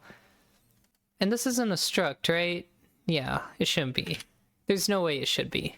So we're going to add in mana as an integer, MP. And I know we're going to have to keep track of a mana timer. We have to know when the mana recovery occurs. So we know we're going to have a timer for that. I know for HP, we have some kind of like... Well, actually, for monsters, we don't have an HP recovery timer. But we know we're going to have a mana recovery timer. So do we just put that in here, knowing that's going to happen? I think so. I'm going to put it right here. This is the mana recovery timer. And if we know we have HP, I'm also going to assign these default values. It's usually a good idea to. I used to not do it, but it's very important to assign default values. That way they're initialized properly. Although, primitive types get auto default assigned. But I like to do it anyway. Just more C++ knowledge. So... mana recovery timer, we're going to need that. We also need to know what the max mana is. So surely if we store the HP, we also store the max HP somewhere. Where do we grab that? Ah, it's in stat bonuses. Okay, so we have a stat bonuses structure. So this is what I mean by sometimes games can get complicated, is your stat structures could be buried inside other systems that get really complex. So it's part of an item attribute. So we're going to go to the item stats, and we're going to see if mana is a thing. I think it should be. Yes. So mana is a thing. I figured as much. If health is a thing, so is mana. And we're going to rely on that stat for the maximum health. So the way we would do this is, I believe in the constructor, you would assign it. So right here, when a monster is constructed, their health is assigned to whatever their health value originally is. Similarly, we're going to assign the mana attribute to whatever the current mana is. This way we know what the total mana is. We're also making a new function called getMana. A getter is going to retrieve it for us. So now we'll likewise make a very similar mirrored function for getMana and getMaxMana. And with those two functions, we'll at least know how much mana we have for this monster. So again, we'll copy paste, and it's going to be MP. So now we have the attribute MP inside of monsters. We have to make it actually work. So the timer, every monster, if they have an MP value, they also have a recovery time. Now the MP recovery time has to be defined inside the monster's stats. So we're going to now go to the monsters database, and we're going to figure out how to add this in here. So for example, the skeleton fire mage, which we're about to add an entry for, is going to have mana. That also means it needs to have a mana recovery time, so it's not sitting here with no mana after like one cast. So skeleton fire mage. Let's fill in the details now. So according to the spec, skeleton fire mages have 600 HP. They have an attack of 43. They have a move speed of 80%, a size of 90%, and give 49 XP on death. They start with 0 mana and will recover. So the mana recovery rate is the important part. So we're going to call this MP recovery. And we're just going to put a value here. By default, it says here we recover 5 mana per second. So I'm just going to write that. My my config parser actually ignores any extraneous like letters after these numbers, so this is actually a valid syntax for this config file. We can just say 5, you can put like any unit here, like you can do %signs, MP per second. It's just a very human friendly format so that we know exactly what we're writing here. So the MP recovery is 5 MP per second, which is fine. And we also need to provide an ability list because this is a mage who's going to have to utilize them. So I think the way I'll do this is for casters, we'll have the abilities located in a separate structure, and you just specify the names of that structure. Or alternatively, we just say abilities equals and make a written list here. So we have like meteor, comma, firebolt. That means we're gonna have to make an ability system for monsters in that we define these abilities, then we have to say, okay, what do you do if you have the these abilities? Do we also want to provide a percentage? Let's see. Cast an ability with a certain probability. Oh, this is the % probability. So on top of these abilities existing, they have a mana cost, which I think is separate from the cast percentage. Now I wonder why it's 60%, 10%, and not, it doesn't equal 100%, right? So why is that? Every second does one of these things with the probability. Okay, so there's a chance it does nothing. I guess that's fair. So we're gonna write those down. We're gonna say meteor. Okay, this makes me want to favor the more list-looking structure then. Right? Because then we can just say meteor. We say equals 50 mana, comma, 60% chance. And then same with firebolt. Firebolt equals 20 mana cost, because I assume different monsters, it might be the same ability, but different numbers. 10% chance. And we'll put in the comments here, we'll just say ability name equals mana cost, and I guess I'll put MP here. 50 MP, 20 MP, comma, % chance to cast every second. Yeah, that way we know exactly what we're writing here. So I think this is the layout or foundation of what we're going to be doing. And from here, we're going to actually build out this list and read it. So we'll do all the config parsing tomorrow then. That's going to be our objective. To read in this new MP recovery stat, read in an MP line if necessary, although in our case we're just keeping the MP at 0. I guess there should be a max MP, right? Let me see. Recover 5 mana per second. It doesn't say anything about max MP. Do they just go on forever? Interesting. There's no max MP. You just regain mana. Forever and ever. And that's fine. That's not a problem, actually. I just find that fascinating. Okay. Well, I'll leave it like that then, because we'll work on it more tomorrow. The spec doesn't say so, so I don't do it. I take the spec very literally, and my game designer knows this, and he usually designs with that intent in mind. Whatever he writes, this is exactly what he wants. He's looked at the numbers, he's decided this is what I want, and I've taken it and I interpret it literally. If there's no max mana cap, there isn't. I think the idea is you will always be burning these most of the time anyways. I think on average, the mage will run out of mana more often than not. So there's no get max mana function. I can delete that. Which means we don't have to track max mana. We just have an MP stat. Just on us. All the time. And we use that. Okay. I'm ready to call it here. I'm gonna have to go for today. But for all of you that have tuned in today, thank you so much. I hope you enjoyed the stream, and we'll see you all next time. So, take care everyone. Bye-bye.